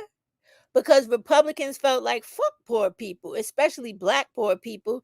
If somebody accuses them of something and gets them arrested and they lose their job or they lose their house or their apartment or whatever the fuck they got going on, like, fuck them. Who cares? That don't have shit to do with us. We don't give a fuck about your bill trying to protect the everyday person. Get the fuck out of here with that. That's what I'm talking about when I say get rid of every Republican in the seat that they have that's up for election, so this government could work the way it's supposed to work. Not because I'm such a staunch fucking Democrat and I want to see all fucking Republicans fall. That's not what it is. I'm talking to you about real shit. And I'm talking about functionality of government the way it's supposed to be. And not a bunch of white racist motherfucking dudes that want to sit in the way of everybody else's fucking progress. That's what I'm talking about. And I'm talking about letting them know, fuck you too, bro. We have the right to get rid of you when you're sitting up here trying to cause the whole fucking country to come to a standstill because you think only white people supposed to live good and fuck everybody else. That's what I mean when I say get rid of all these white Republican racists in office. They're all up for, let me tell you something. Every time the president get elected, it's time for at least 400 representatives in both the Senate and the Congress to be reelected too, because they all run on the same timeline. So it's over 430 something people that's going to be fighting to keep their fucking job. It's your job in your particular state to look at what they've done over the term they've been in office, specifically for you black people, black women, to see if have they made it easier for me to get a job? Have they made it easier for me to live, rent, and use these fucking vouchers or whatever the fuck else it is that I have to try to take care of myself and my family? If they have not, do not vote them in. It is time for all you black women that live in them red states to turn them motherfuckers blue so that you could have something in life.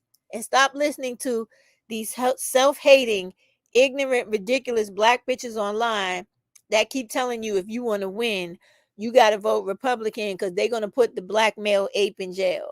That's not what they're going to do. Not at all.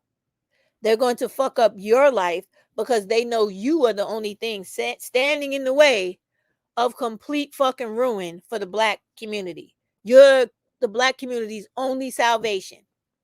And if they keep you busted and fucking downtrodden and almost giving up, they're well on their way to making black women a permanent underclass for good.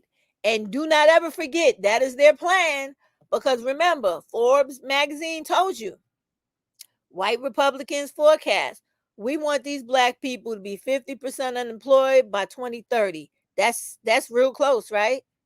And we on our way, because when they get ballsy enough to put up fucking videos of programs to keep kids in school because they're not going to school and they only talking about black people, this is all a particular type of propaganda to get the results they're looking for. And then when you have dumbass black women, forget about the black males, because they're going to go for anything that hurts black women. You should know that already. So that's the reason why all of them have been coming to my page and everybody else's talk about, yeah, Republicans are the way to go. Is this not what the Republicans forecasted about those stupid motherfuckers like 2-3 years ago? Do y'all not remember that? This is why you got to remember what's going on in real life every day and not the dumb shit on YouTube, okay? They talked about recruiting black males, even though 50% of them can't vote, right? But they talked about recruiting them mentally because they know they're going to socialize other fucking idiots like them, whether they be women or males, to vote for white racist people who do not have their best interests. So you keep in mind, they already told you they want you 50% unemployed by 2030, and they want you completely fucking destitute by 2050. Don't ever forget that. So you remember that when you running around thinking that somebody screaming bullshit about migrants coming into America is they're the right person to go with because they're going to stop the migrants, but they're going to stop you too. Because their whole point is to worry about white America, not poor black folks. So that's what you need to keep in mind. And all them silly bitches online like Cherie with the upwardly mobile black women, they're on some bullshit or they smoking crack as well, because them white people don't give a fuck about them either. They don't care if they're making $1 million a year or $2.50. They don't give a fuck. As long as you black, they don't got no fucking use for you. So stop following these dumbass black people online who are leading you astray.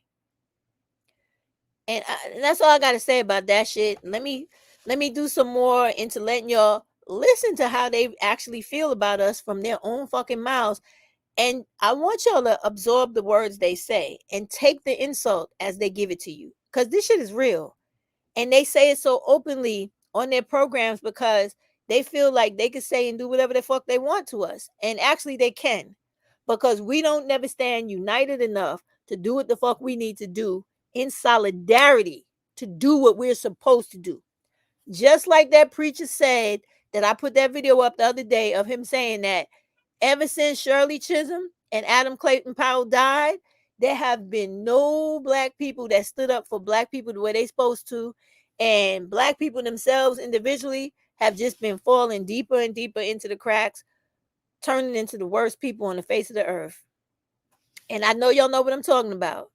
Before I did this live, I was watching Pretty Black Magic. Y'all need to check out her videos. She's very powerful when it comes to getting her message across about the empowerment of black women and showing you just how much the fuckery of black males are detrimental to black women. You need to be supporting black women like that and me and others who are not out here asking you for fucking money, but coming to you straight with real facts, talking about real life, thinking about your best interest, not mine. Another woman on here, I gotta tell y'all know her, but she don't get as much, I guess, like exposure and viewing that she should, is RX. What is her fucking name? RWS hashtag exposed. She's calling herself now the Matrix exposed. She's very good when it comes to young women understanding that you need to get your shit together. Stop worrying about relationships and fucking with black males and worrying about having children, playing house with stupid motherfuckers, but getting yourself straight. When you listen to that young woman and you listen to older women like me and Pretty Black Magic, and I don't know many others, right? Who are showing you how shit is affecting you economically, socially, and individually, and telling you this is a resource, that's a resource, try this, do that. We're here for you, and we ain't asking you to put nothing in our pocket in return.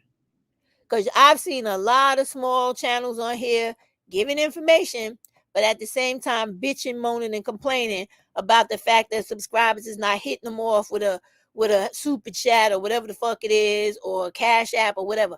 I don't need your money. I need you to change individually. I need you to reach one and teach one and get another black woman, take her fucking head out the sand and out of the ass of some black male so that she go live her life, and we can stop having stupid ass black women, okay, like the one that was in the Mississippi grocery store abusing her little baby in the carriage, where she outside fully dressed, he in the shopping cart in a fucking diaper with no clothes on. Sorry, y'all. Somebody texting me. He in the shopping cart with no fucking clothes on, just to pamper. And another black woman in her right mind who actually understands that that is horrible mothering and parenting. And just what are you doing, black woman? You don't care about yourself and you don't care about your child. And you doing all of that as a result of some dusty fucking nigga. And we all know that to be true. Pick yourself up and stop letting these motherfuckers slide you into the pits of hell. They ain't worth it. And you should care about yourself more than that, to allow them to drag you down in degradation. Being a fucking drug user, alcoholic, a person selling your body and selling your fucking soul to have somebody else hump up and down on you. You got to do better than that. So she got this child in the carriage, in the shopping cart, in a fucking diaper. It's cold as fuck outside. And you know she beating the fuck out that kid, because that little boy sitting there scared as a motherfucker. Not moving, not talking, but got the fucking tears swelling up in his eyes, right? To the point where other people walking going, what the fuck going on here? And the one lady that worked at the Walmart, she got fired for the fact that she called the cops, held that lady there, and had them take that child from that woman, call the Child Protective Services, get some other supposed to be concerned family members down here, deal with this shit. If this bitch want to be crazy, let her go be crazy. Take that child and raise him or her properly, safely, and carefully in a warm, loving home. Excuse me. That shit got to stop. And all of that comes from when you don't take shit seriously and you on YouTube for the wrong fucking shit. I'm sorry. I have to call it like it is. We know black males ain't worth shit. Because whenever you see them stories, you don't never see no fucking father popping up from nowhere to either try to help fix the situation or even take part in the fucking blame. The nigga ain't nowhere to be found. He ain't nowhere. He ghost. He gone, right? So these are the things we need to think about. And as we uplifting ourselves, we got to remember to uplift another motherfucker within reason. And I'll tell you a story about that in a minute before we get to this second part of this school payment to go to school shit. Listen, when you're dealing with black women and to reach one, teach one, you got to study motherfuckers and you got to make sure that you not wasting your time on a person that ain't about shit. That happened to me most recently, okay? So I suggest that when you're going to reach and teach one, keep it as surface level as possible to the extent of providing information, right? And giving a little know-how in the sense of, come here, baby, let me show you how to do it on this computer here, right? And leave it at that. Don't give out no money. Don't give too much personal information. Don't have motherfuckers coming into your home. Because what I've learned recently, even though I knew this, but you know how you think a motherfucker might change, right? And black women supposed to look out for black women. Underliningly, the problem is there are way too many black women out here with such unmitigated fucking arrogant hate towards other black women. You can't help motherfuckers even when you want to. I learned that this week. So I'm giving you this warning. Because even when you mean your fucking best, there's always going to be one you come upon that's going to fuck it up for everybody else if you let them. So I'm telling you, look out for them from the beginning. And if you keep it on the surface with information and don't let it get personal the way I did, you be all right. Because a lot of these motherfuckers is just as foul as they come. They really don't fucking like you from the beginning, but they there with their hands open to take everything you offering them until they get to the point where they feel like they good enough now and they don't need you. Now you are a nuisance. Now you can be dismissed, right? Because they good or they think they good until something happens and they need you again. So just be careful of that, because that is running rampant out here. And I'm going to tell you why. When you got all these other people on here as well, with this new crop of young women up growing on these channels and thinking that they little 25 or less than 30 years on the face of this earth, they smarter than every other woman that been here longer than them, been there, done that, know better than to do that. They think they got it, they know it all, and fuck you. So this is the basis of the problem, because that's what happened to me. Remember I told y'all, I try to help the young people that work with me. Sometimes you helping them and they only end up fucking themselves up again because they don't want to listen. They don't want to learn from nobody black. Because I guess they got that nigga slave mentality where they can only listen to a motherfucker if they white, right? So when you see that coming, don't do like me and wait for the person to completely fuck you over. See it before it gets there and back out. I'm not telling you not to help them, because we do need to continue to help each other. But help each other to an extent where you don't get hurt. Because people I'm sorry, I just got to say how it is. With too many of these young black girls these days, they don't have no respect for themselves or other people. They don't respect black womanhood on the whole, because they're all with this anti-sisterhood shit, like somebody imprinted that on their brain. So anytime they could try to fuck over another black woman, even if the black woman was helping them, they will not hesitate to do it. So until that changes, you still help, but you got to help at a distance and help cautiously. It just is what it is. It is what it is. All right. If I was supposed to talk about something else, I forgot. Let's get into this shit where they talking about us. And let's see how these white people speak for us yet again without consulting us or even trying to find out how things really work where it concerns us. All right, let's hear this shit.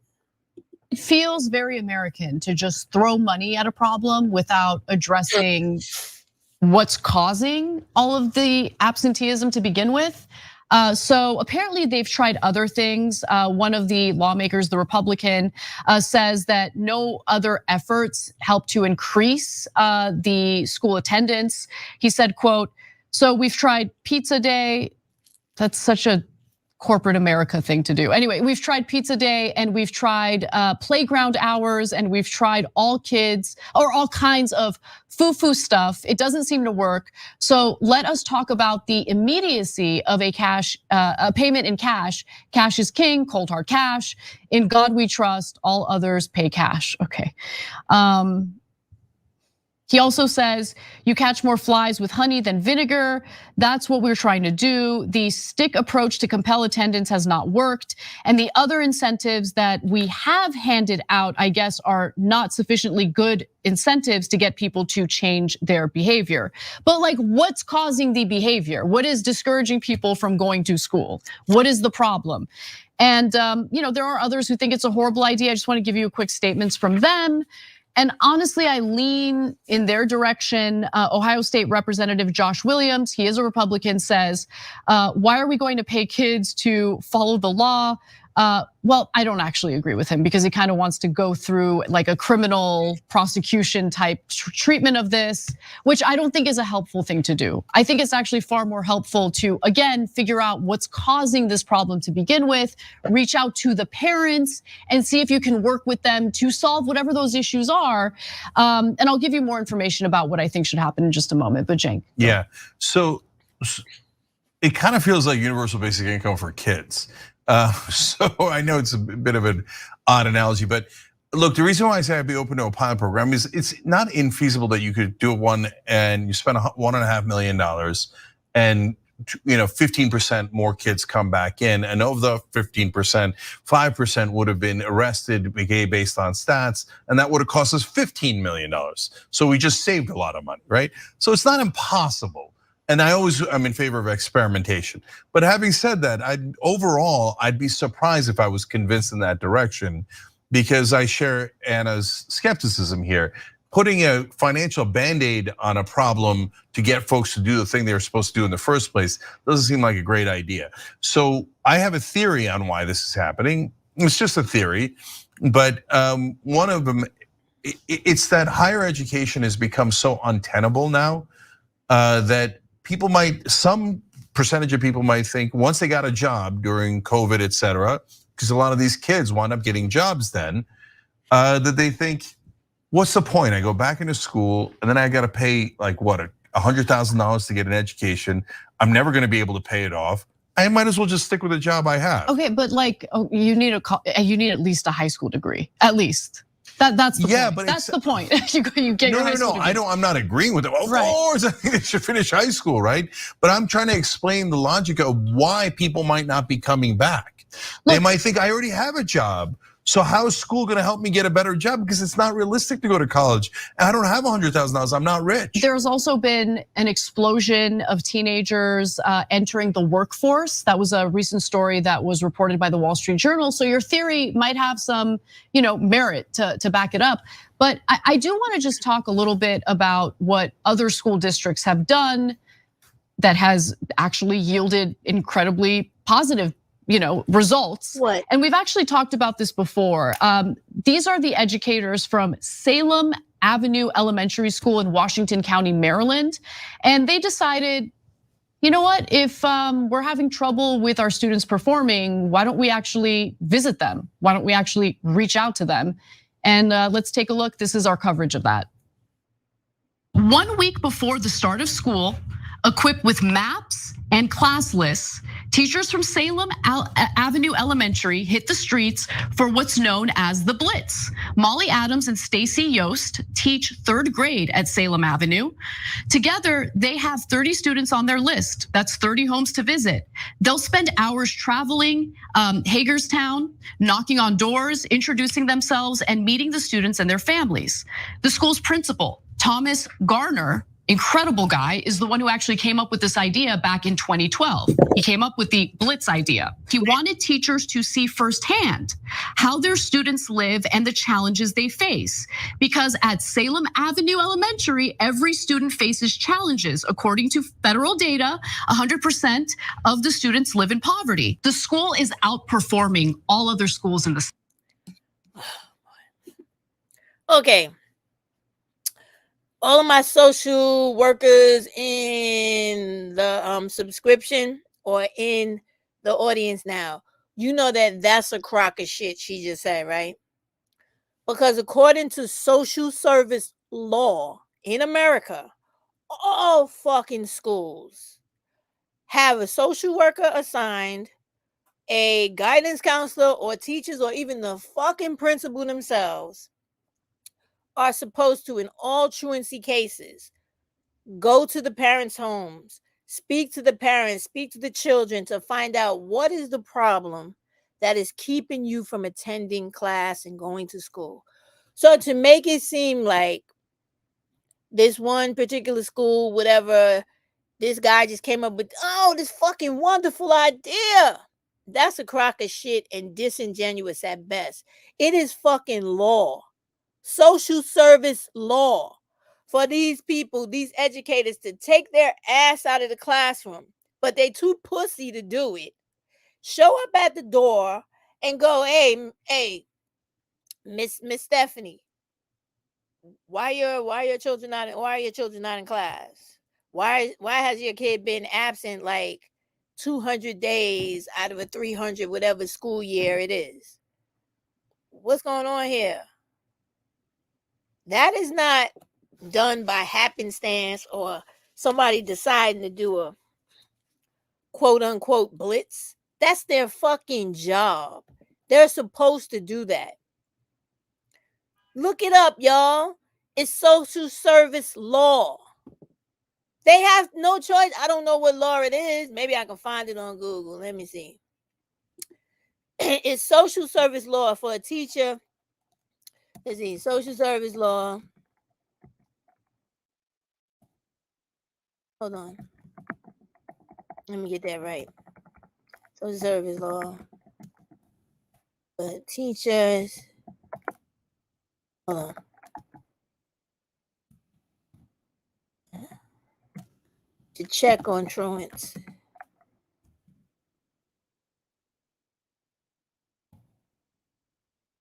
Truants. There you go. Check on truants.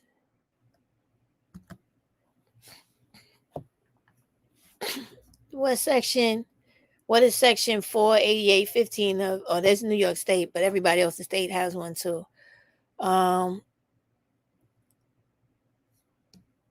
Truants. Let's see if I can find it. I want to see if I can really find it. All right. So, social service law to find out why students drop out, don't attend class, don't attend school. There we go. Let's see. What is the law? What is 3214 of New York education law? What is section 504 of the Federal Rehabilitation Act? No. What is FAPE law, FERPA violation? Let me see. What is this? When it comes to school suspensions, all schools in New York must follow education law 3214. This law identifies situations under which a student may be suspended. And why are they talking about suspension? Why do they first go to fucking discipline? What is wrong with these people?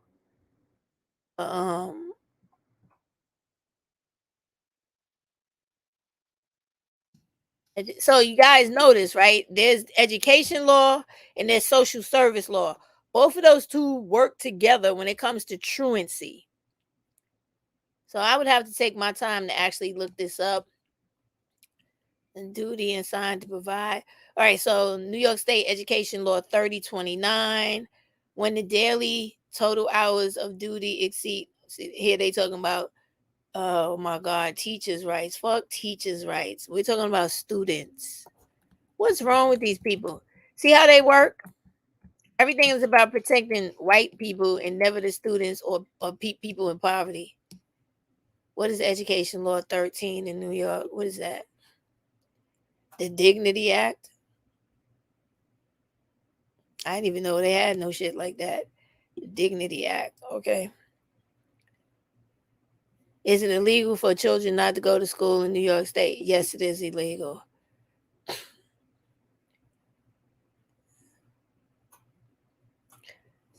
They got to go to school in New York between the ages of 6 and 16. Then they could go to alternative school, or they could get a GED and the hell with school, pass that and go to college. Is it illegal for a child not to go to school in the U.S.? Hold up. They have compulsory education laws in states, California, but Cali's a little bit different. Okay. I can't find it. Let's get back to what I was saying. I can't find it. But for my state, I found an education law that requires kids to have to go to school. Check in your state. Just do a Google search of truancy laws. Find out through education law and social service law. I know it's a law because it's one here. I just don't know it right now off the top of my head, and I couldn't find it, where these teachers are supposed to go into the home and find out what is wrong during the truancy track. Like, instead of them just saying, oh, this kid don't come to school, the way they do it in New York State is we're going to write them up so much, then we're going to go to family court and we're going to get an order from the court. They get an order from the court, they can literally take the child out of the parent's home and they can put them in a group home. They could put them in an institution. They could put them in one of those behavioral camps. They could do whatever the fuck the judge says to do because the kid doesn't go to school. So I'm quite sure in every other state there's something similar to mine, where within that process, before it gets to going to court and snatching the kid up out of the house and putting the parents in jail and the kid in some type of state custody jail, there is a point in there where the school staff is supposed to get their ass out to school and go to the house and check on the conditions of the child. In some states, they even have truancy teams and truancy warrants and stuff, and truancy officers. It's that serious. All right. So Maxine was saying, but the teachers are doing that but the teachers are doing that before the truancy accused before the school year. However, you are correct. Teaching staff are supposed to intervene. Yeah. Now what they're doing, and I know why they're doing it that way. That principal of that school is not smart. You guys, we all got to keep politics all the time in the front of our head. The reason why he wants to find out what's keeping those kids from occupying those seats in school is because every school and every school district gets paid off of the kids whose asses are in those seats. So he's thinking about himself, not so much the kids further along down the line. When it's the end of the year, when he's looking to get that money from the federal government, he wants to say, look, I got the most of my kids in their seats. Give me my money. When he's looking for a promotion to go on to the next thing after being the principal of the school, whether it's the superintendent or some other shit that we haven't even thought about, he wants to have all his ducks in a row so he can go, looky, give me the money. Look what I did. Give me my promotion. That's what that shit is about. Whereas in the other school districts and other schools, those principals don't give a fuck. They don't care enough to do what this person is doing. Now, I'm not going to say this person is a hero because I know they're not. They're more selfish than the other people. Rightfully so. That's part of their job. to make sure they get these kids and keep these kids straight so they can get their funding at the end of the year. However, it's still part of their fucking job to get their asses out that classroom from behind that desk, hit the fucking street, and go ring on Miss Johnson's door and find out why hasn't little Sally or little Joey been in class for like 3 fucking months. Is the kid still alive? What's up? And don't tell me you register them for homeschooling, because even when you do that, you still have to deregister them from the regular school. And the state that you live in has to be notified that this kid is now being homeschooled. So that's a crock of shit too. All right? It's just they don't care about black children. They don't care about black people on the whole. So it's about time black women wake up and realize if you want motherfuckers in this country to care about you, you got to care about you first. And then you got to come together in masses of groups and rally, protest, demand shit that is rightfully yours, and do it the same fucking way that your foremothers did it before you at this point right now. And you got to stop worrying about if I'm protected by black males, or if this nigga love me, or if I'm going to ever be married, or if this he want to be with me, and my baby daddy this, and this nigga that. You got to stop worrying about all that bullshit. And you got to really like live your life within some black woman empowerment for real fucking movement. That's the only way any of this shit is going to change. Because whenever you keep falling down and being conquered by black males, because you dying so much to be loved by one of these beastly motherfuckers, you giving everything just to be with this person, or you so weak-minded that you got to listen to everything somebody like Princella is telling you as she's pimping you out online, as people did her and the people she hung out with in real life, according to her own fucking testimony, okay? So you be careful with the shit you doing, and realize that in real life, you got to be on your game.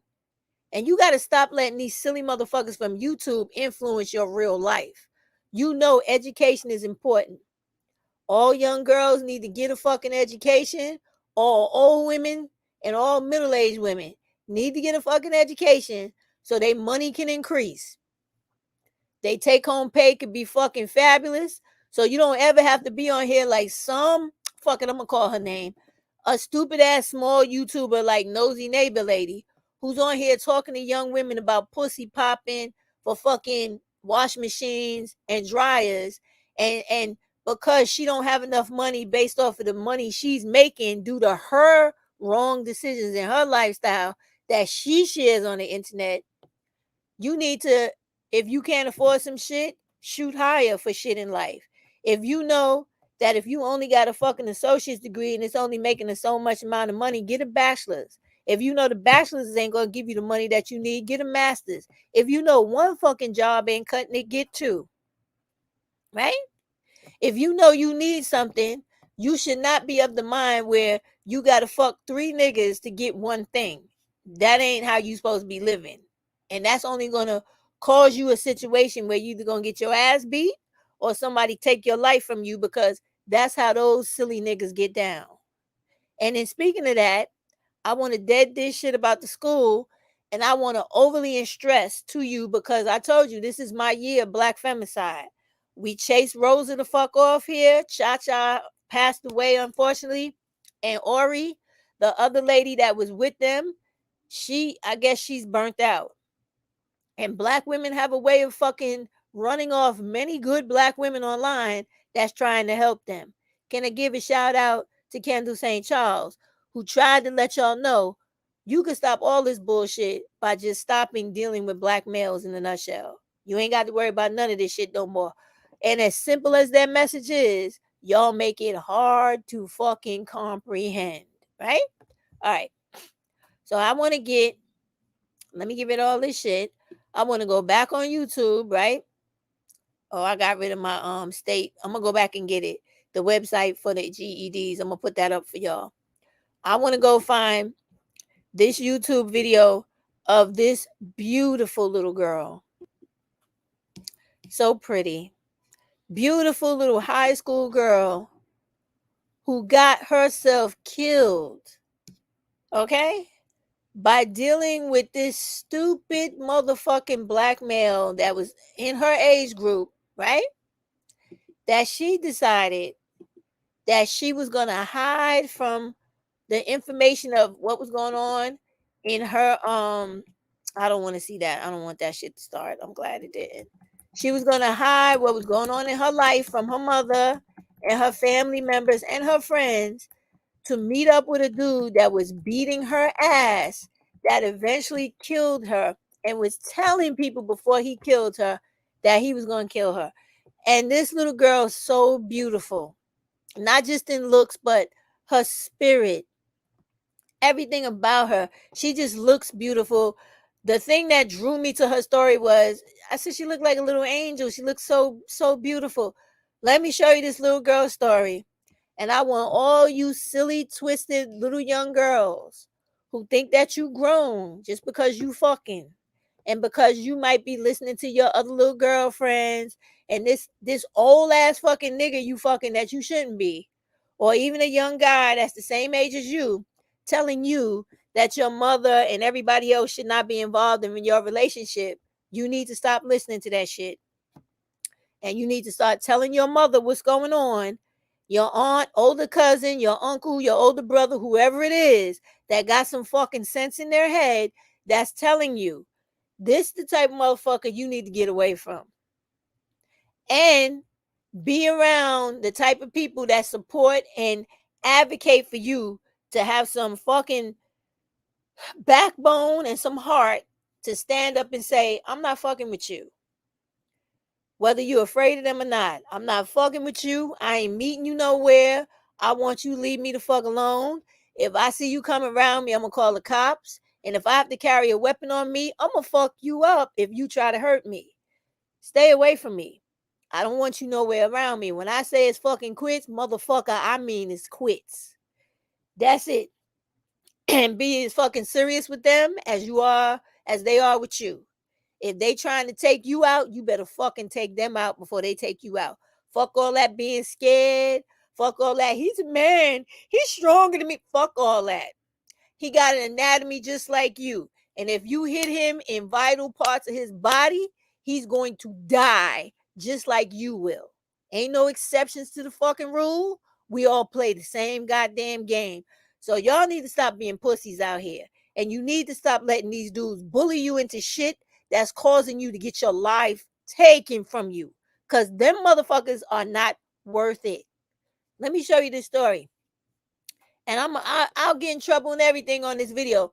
I want you to see this video because I ain't this girl's mother. And I was on my couch bawling like a motherfucker because of this shining light that they fucking snuffed out. And the piece of shit that did it, well, I can only wish him every day of being anally raped and choking on some nigga's dick all day long. That's what I wish him. All right, let me show y'all this. And I'm serious about that. Killed this beautiful girl. This beautiful, beautiful little girl. I can't fucking... Hold on, y'all. Like I set it up. I fucked up. A beautiful little girl. Just... Sorry about that. You know YouTube always fucking with us. All right, hold on. Here we go. Let me get my girl here. Don't make no sense. This beautiful little girl killed her before she got to go to college, killed her before she got to travel. And this is what they do to black women and young girls every fucking day. And when you try to tell black women black femicide is not a joke, stop listening to these black women coming online talking about black men love you and we got to keep the race together and cut out all this gender shit. It ain't none of that, girl. The reality is they don't like you and they kill you any chance they get. And this shit is real. These women, their stories are fucking real. This ain't no play or make believe.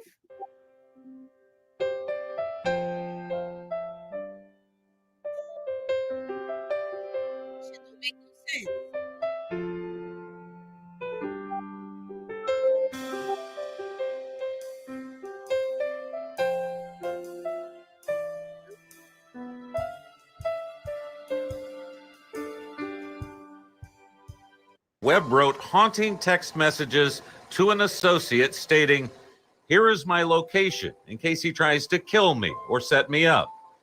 She goes on to text, "Yo, I'm scared. He may kill me." This is the story of Taylor Webb, a 20-year-old with a zest for life, who desired to explore and travel the world. She had a passion for sharing her journey with others, which she did by vlogging her life on social media. One day, Taylor decides to meet up with her ex-boyfriend that she feared wanted to kill her. Sadly, her worst fear would come true as he would shoot her twice in the head, taking her life. Welcome to Viral Crimes. Subscribe and hit the bell icon for more stories. This story takes us to Perry Hall, Maryland. Perry Hall, located in northeastern Baltimore County, Maryland, is a vibrant and well-established community that seamlessly blends suburban comfort with a touch of rural charm. 20-year-old Taylor Webb embodied the spirit of adventure and zest for life. She was filled with excitement and enthusiasm and had a profound desire to explore and travel the world. Hey guys, welcome to my YouTube channel. This is my first video. I'm just going to be making videos about me traveling, doing challenges, vlogging, just a lot of exciting things. So I want you guys to be a part of my journey. Yay! So if you're interested, you should hit that subscribe button, comment on some things that you want me to do or some things that you would like to see. And I will see you guys in my next video. Her passion for sharing her journey with others led her to create engaging vlogs on social media, documenting not only her adventures, but also her experiences navigating the challenges of high school. Driven by a genuine desire to assist her peers, she dedicated her platform to providing valuable advice on money-saving tips and insight into life experiences. So I have money in different envelopes because I save for different things and I have different goals to reach. So if you're one of the people, if you're a person out there and you have goals to reach like me, you should definitely have a money box and you should do envelopes. On each envelope, I have something written on it for what I'm saving for. So this one is just to get money up in my savings account. It's kind of empty right now. This one is a trip for London that I plan on going on. This one is another trip that I plan on going on. This one is for a cruise that I'm about to go on in 4 weeks. So it has the most money in it. And then this is just like some backup money that I have. I put hundreds in here. Through her cheerful and insightful vlogs, she aimed to connect with and support people her age, fostering a sense of community and sharing the wisdom gained from her own unique journey through life. Taylor was in an on and off relationship with a 19-year-old man by the name of Christopher Engels, who she met in high school. The relationship was described by loved ones as toxic.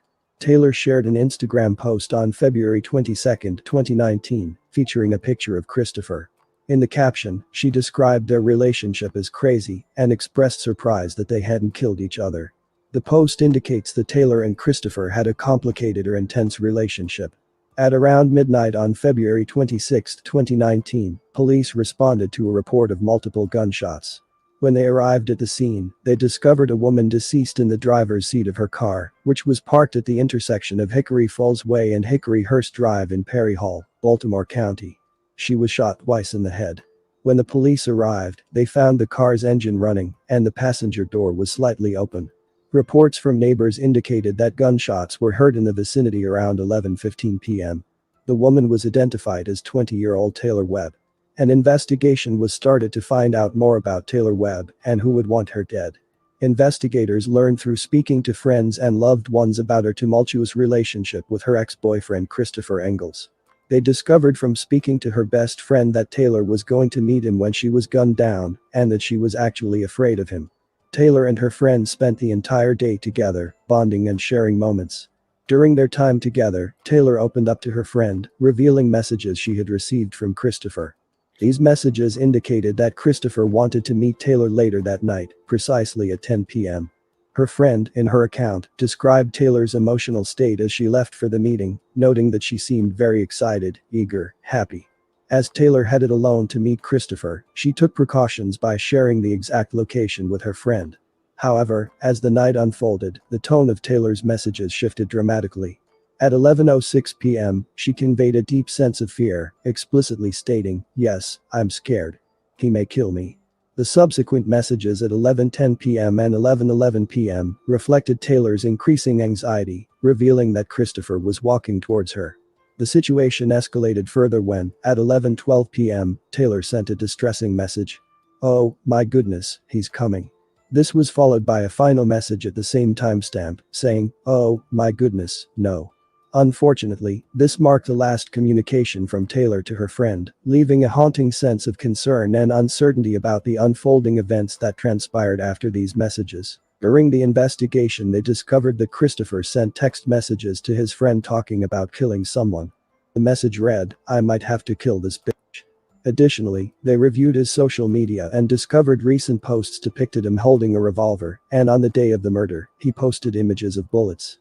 An autopsy of Taylor's body after her death, fragments of bullets were discovered. These bullet fragments were identified as .38 caliber or 9mm class of ammunition.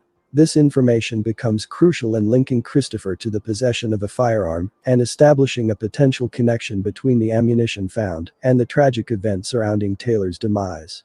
Investigators also learned that Christopher lives half a mile from where Taylor was killed.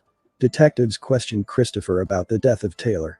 At first, when questioned by detectives, Christopher claimed that the last time he spoke with Webb on the phone was 10 hours before her tragic death. However, he altered his account when confronted with evidence. Records revealed they had communicated just minutes before she was murdered, and It's making me too sad. So I have to stop it because she's such a beautiful girl, right?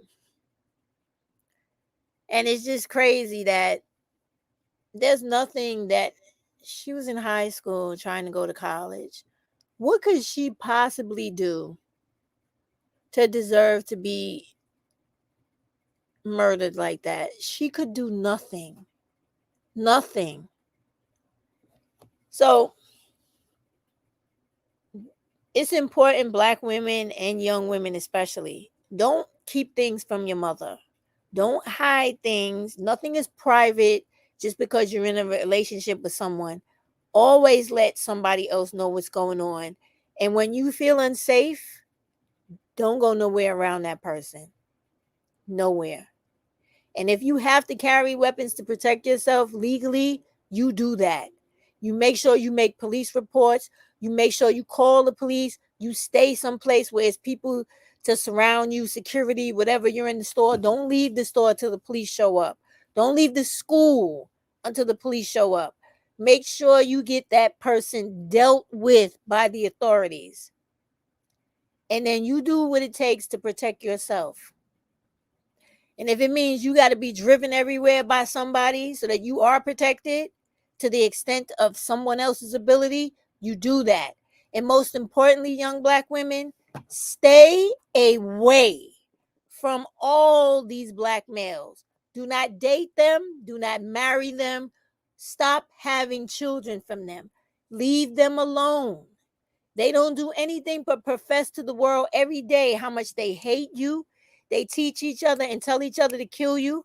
They kill you every day just because they want to.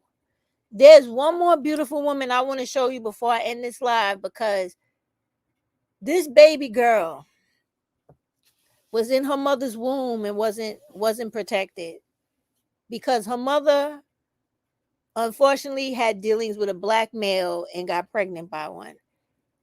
You got to stop dealing with these Black dudes. You have got to. They mean you no good. Nothing coming from them is ever going to be positive. Leave them alone. Every woman that is on Twisted Crimes, Viral Crimes, True Crimes, American Crimes with Unbiased and Unbossed, there are always Black women who are doing things that are good for them in their life. And their biggest mistake, sometimes their only mistake in life, is to like be with some Black dude in a relationship, and next thing you know, she's dead. There's no reason why she's dead. She's just all dead, and her kids are left behind, and it's fucking disgusting. And it seriously needs to stop. It needs to stop. Like, How long are we going to keep letting them do this because we don't stop dealing with them? Just leave them the fuck alone. This lady here, I'm going to show you. She got shot when she was pregnant. Her and her baby was killed because, yet again, another black woman in a relationship with a black male. Everybody on YouTube, all these black males, even these ignorant ass black male worshiping women will try to tell you what I'm telling you about these women is not true. But these are results of black femicide. These men hate you. Stop dealing with them.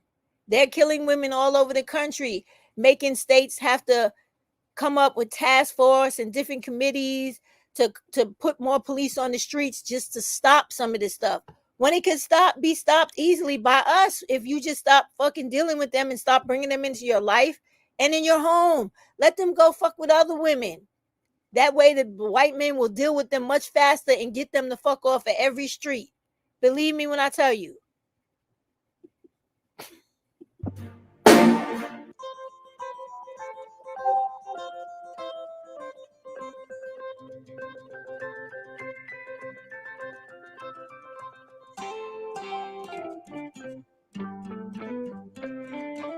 This is the tragic story of Tamisha Price, aged 34, an 8-month pregnant mother of 2 who was shot multiple times around 5 a.m. while she was in front of her house by an unknown assailant. Tamisha, who just had a nice baby shower a week before her death, succumbed to her injuries hours after she was shot. Her 8-month-old unborn baby girl named Malaysia, unfortunately passed away too as a result of complications of maternal gunshot wounds. Hello and welcome to Twisted Crimes. Subscribe and hit the like button for more stories. This story will be taking us to Toledo, Ohio. Toledo is located on the western shore of Lake Erie and is the 4th largest city in Ohio, with a population of approximately 450,000 people in the metropolitan area. Toledo has a total crime rate that is 83% higher than the national average per 100,000 residents. This results in a total of 31.04 daily crimes, 8.51 violent daily crimes and 22.53 daily property crimes in Toledo. Pretty was a person. Pretty was a person. Pretty was a person in the field. Pretty was a person. Pretty was a person. Tamisha Price, aged 34, is a mother of 2 boys who lives in Toledo, Ohio.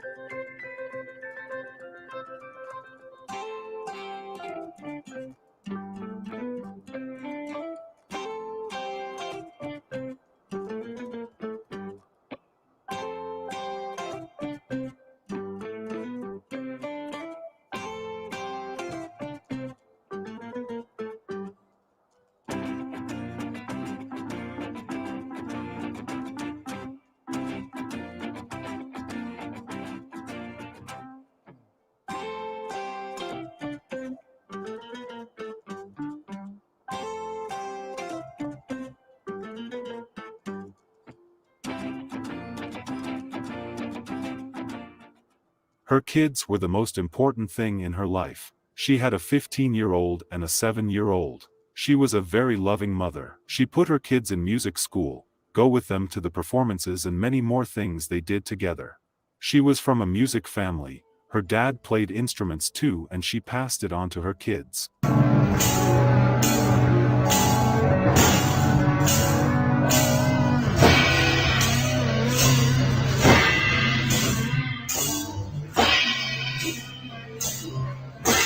Tamisha is a very beautiful lady who is confident in herself when it comes to her beauty.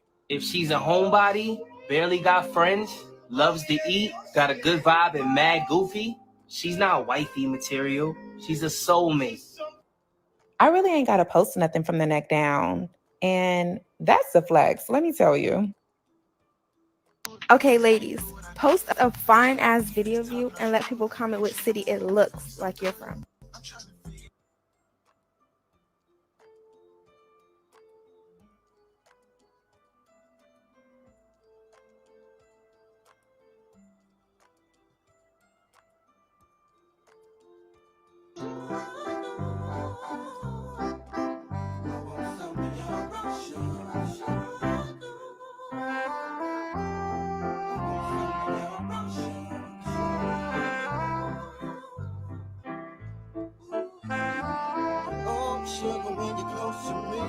This incident just happened a few days ago, so the whole facts surrounding the incident is still under police investigation. According to Tamisha's social media accounts, she studied office administration at the Herzing University. Also on her profile pictures, she posted her 2 kids with a man who most likely is the father of her sons. The last picture she posted of him was in 2014 and had not been seen on her page again. Now fast forward to 2023, Tamisha turned 33, she had a party for herself, partied with her friends and also traveled to have a good time.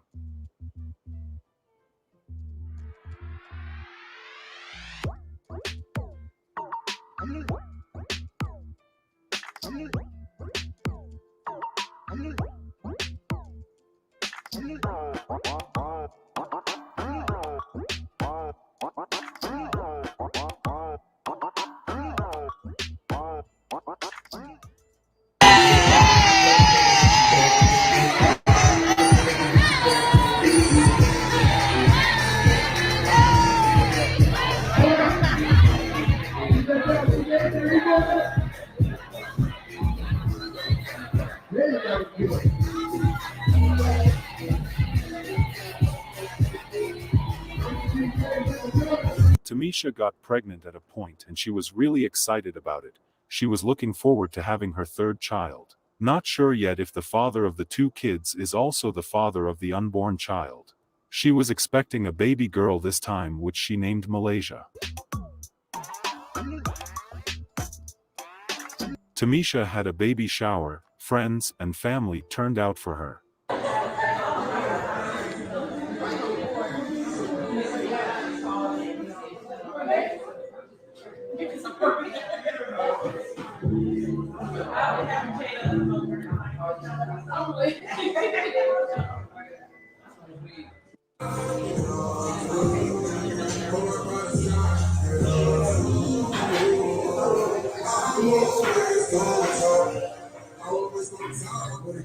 After the baby shower, Tamisha posted more pictures and videos of her baby bump. She was looking forward to seeing Malaysia for the first time in person.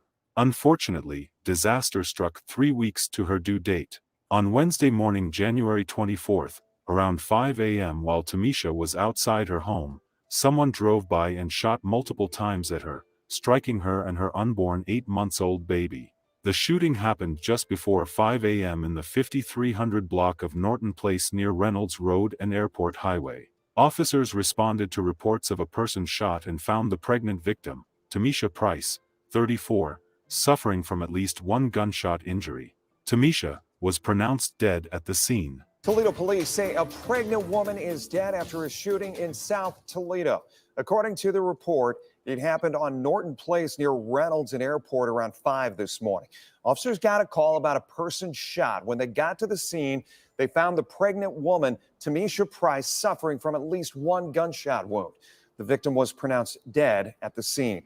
Anybody with information is asked to either call or text the Crime Stoppers hotline. On Thursday, the Lucas County coroner revealed the cause of death as multiple gunshot wounds and the manner of death as a homicide. The coroner also said that a separate fetal death certificate for Tamisha's unborn baby girl would be issued after the autopsy ruled the cause of death as complications with maternal gunshot wounds. And killed yesterday morning has been ruled a homicide.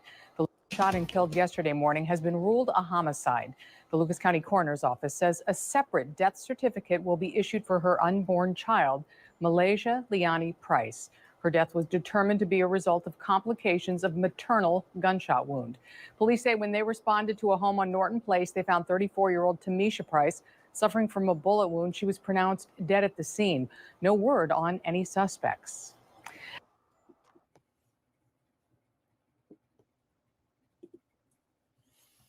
I leave her there for a little while because I don't know if y'all noticed the correlation both videos had. Both Black women, extremely beautiful.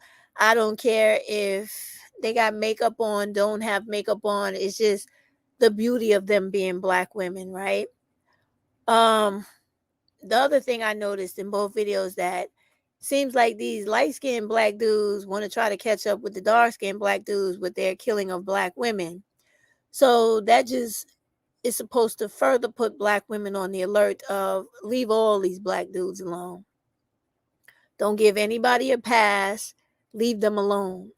Because the male who killed this woman, he did not have any concern for her unborn baby, nor the fact that she has 2 sons that are going to be devastated over the murder of their mother. And now this person has caused 2 more lunatics to possibly be menaces to our society because of what you did to their mother. And even though the news report is saying that they don't have a suspect right now, this woman's family knows who did this to her. This woman's children know who did this to her. Her phone is going to explain to the police who did this to her. So it's like, black women, you need to see these videos. You need to have reality slap you in the head so it could knock out a lot of this bullshit that's being pumped to you on YouTube daily by black males with their relationship talk and their fake fucking guruism with marriage and why you not a wife material and why somebody don't want to love you or don't choose you, and the dumbass black women who are also enforcing the stupid shit the black males talk about. None of that is correct. What is correct is the reality of the 2 women I just showed you today. When you incorporate those black males into your life, this is the end equation or the end circumstance that comes out of or consequence of dealing with them. Whoever that person was, they just could not allow this poor woman to be happy. She clearly was by herself at this point and happier than a motherfucker. Why couldn't you just let her live and leave her the fuck alone? You couldn't let her live because she was happy. She was okay with her children and herself, her family, her girls, her traveling, her lifestyle she created for herself. That was too good for you, right? She was living too good for you. She was not miserable, not living in some false self-pity and hating herself and falling into depression where she want to kill herself because she loved herself. And it was most evident in this fucking video, as did the other little girl before her. Their only mistake that these 2 women who never knew each other made was fucking with a black male. If we could ask them today, they would definitely tell you unequivocally, without a doubt, I wish I never would have met him. I promise you that's what they would say. I promise you. And they would be fucking right. So black women, don't run from black femicide. Embrace it. Because it will keep in the front of your brain at all times that whenever these motherfuckers step to you and they kicking some whack bullshit ass game to try to get you to go with them, you remember women like the ones I showed you today, where it doesn't matter if she's in high school or graduating from high school or she's 30-some years old, already living her life and happy being by herself with whatever life has given her. She's showing no shame in dealing with life unfolded for her. But because she was happy with herself, somebody took her life and her unborn child's life, all out of hate. That is unadulterated motherfucking hate. And I want you black women to understand that. These niggas do not love you. They do not like you. And all they care about is hating you. And I'm going to put together a fucking video of a compilation of these pieces of shit professing their fucking hate for you and socializing each other to hurt and kill you. So if you don't want to hear it from me, I'm going to make it where you hear it out of their mouth, okay? Because I want y'all to understand. There's no more time for you trying to run away from reality and think that you're going to find a nice black guy out there. There are none. They hate themselves, they hate being black, and they hate you because you are black. Point period.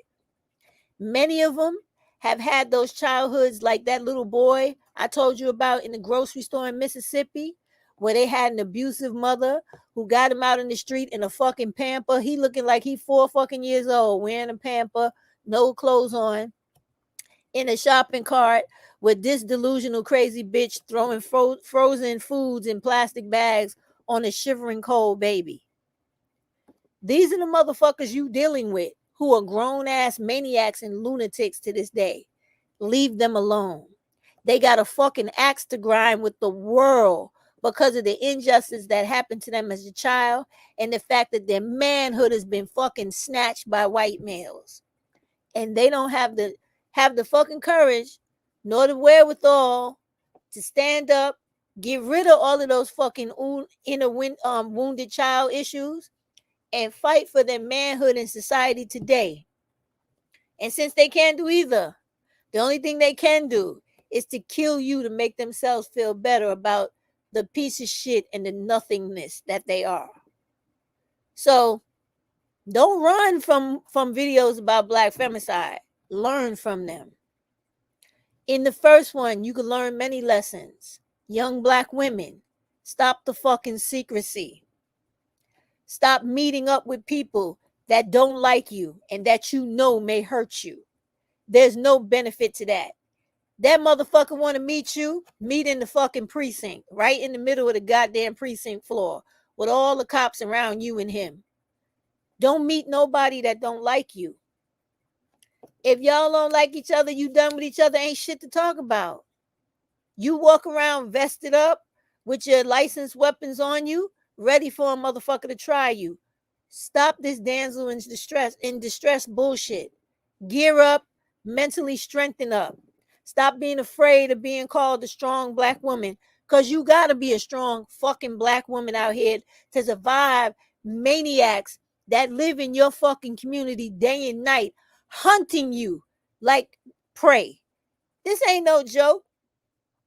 That little girl was in high school with big, beautiful fucking dreams of going to college and traveling to London and doing whatever else life was supposed to unfold for her.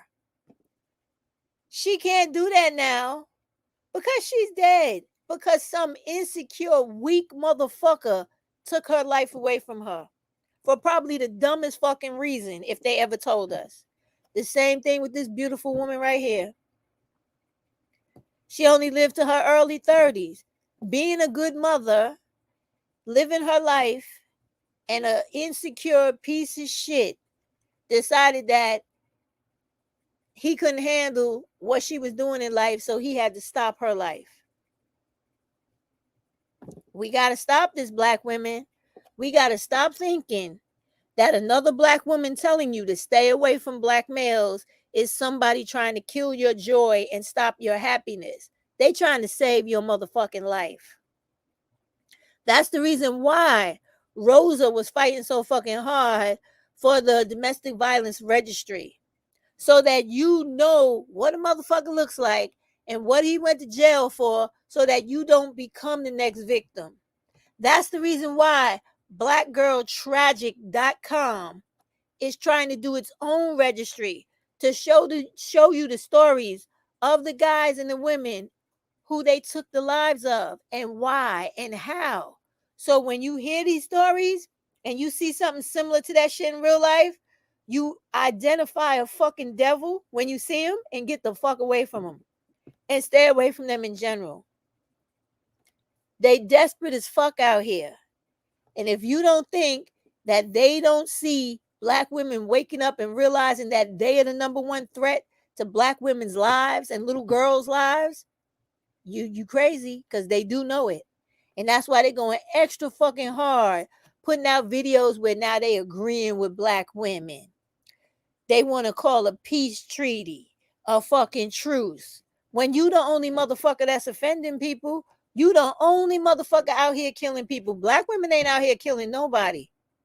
You, black male, are killing black women and children every motherfucking day and starving their children to death inside of fucking houses where people have called the fucking cops, the child protective services, and everything. As a matter of fact, Pretty Black Magic put up a video today about an ignorant motherfucker in Atlanta who went and kidnapped his kids from Maryland. And the people in Atlanta didn't give a fuck about those 3 kids so bad that this nigga kidnapped. He had them in different rooms of the house, starved those children to death. One little girl was 4 years old. It was a 3-year-old, a 4-year-old, and a 5-year-old. 2 boys and a girl. He starved that little girl to death. And the only time anybody came to get that motherfucker was because that little girl died. And do not think it was by coincidence that he only starved to death the little black girl, because it was not by coincidence. That's how sick these motherfuckers are. When we tell you, leave these motherfuckers alone, don't be over there on TikTok, Instagram, and X, whatever the fuck it is, watching these silly ass black women talking to you about how black males love you and how we as black people need each other and we need to stick together. That's a simple bitch waiting for her time to get slaughtered, okay? Because it's coming. And she probably getting dog walked and slammed into every wall in her house every night, okay? Do not believe the hype. Don't believe none of that shit. Believe this. Stay the fuck away from black males in every part of your life so thy days on this earth will be fucking long. To fuck with them is to be hard-headed and definitely die sooner than you need to, okay? Sooner than you need to. We all know it to be a fucking reality. There has not been one black woman you have seen on YouTube, on TikTok, on Instagram, or any other fucking social media site where they've been flaunting and flexing their fucking relationship that did not end up dead before the year was out with that bullshit. And you know it to be true. Stop fucking with them. Stop it. The majority of every pregnant woman that comes on YouTube and does a baby shower, next thing you know, she dead and the baby dead. Stop fucking with them. Black women come on here posting up, propping up how great their husband is, their baby father, how great co-parenting is going. Next thing you know, they dead and their baby dead. Stop it.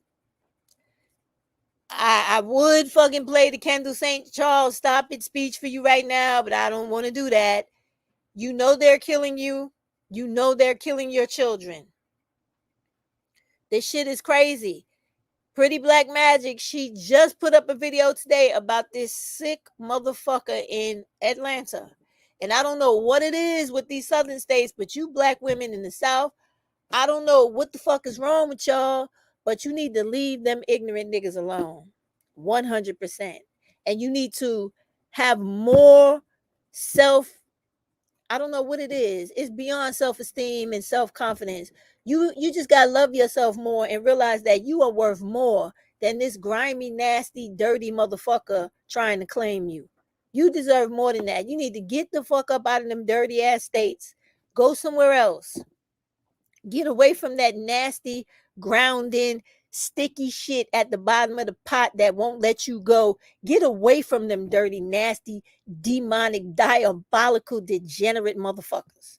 Get away from them and go live a life out in this world where you could be happy, be fucking fulfilled, and be loved by somebody that really want to fucking love you. That ain't no black nigga like this.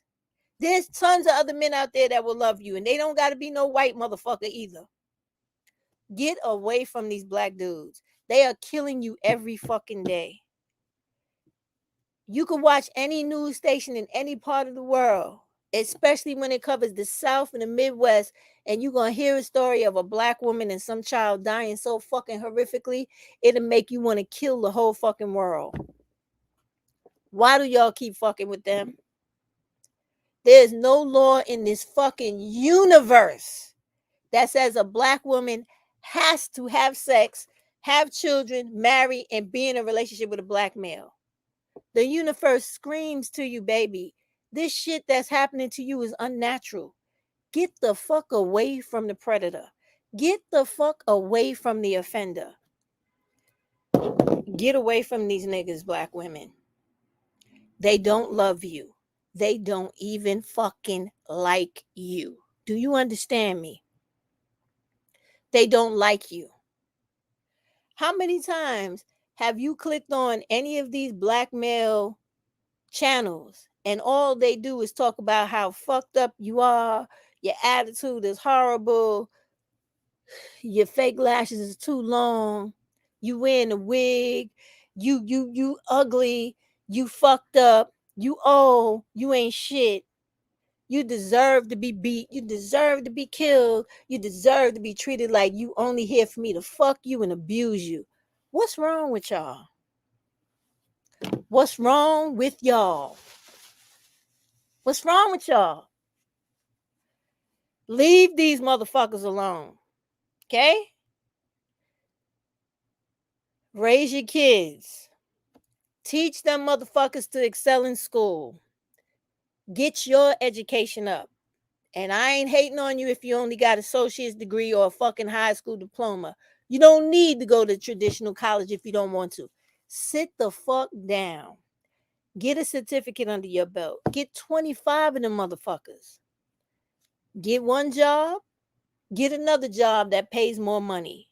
Get your dream fucking job if that's what you got to do. When you live in major metropolitan cities like mine, work for the city, work for the state, work for the federal government. Those jobs pay the most outside of private practice. When you work in private practice, you got to deal with white bitches that's going to hate on you just because you're beautiful. Do you see how good looking those black women were who had their lives killed in this live tonight?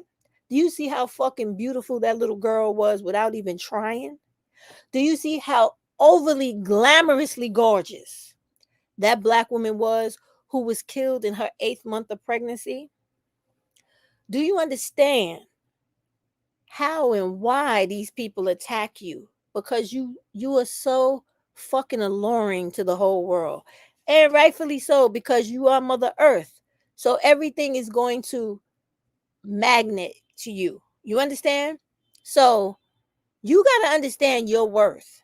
And you got to stop living in fucking pig pens and wallowing in fucking shit because you dealing with these dudes in relationships. You got to stop that bullshit. I'm telling you, you are worth more than that. I'm not standing here selling no divestment to you or telling you go chase white niggas that's going to do worse to you. That's not what I'm telling you. I'm telling you, love yourself. You are enough. You don't need these motherfuckers for nothing. If you can't make ends meet, then you go get another sister. And y'all stay together, buy a house, rent a house, get a duplex, a townhouse, whatever the fuck you need.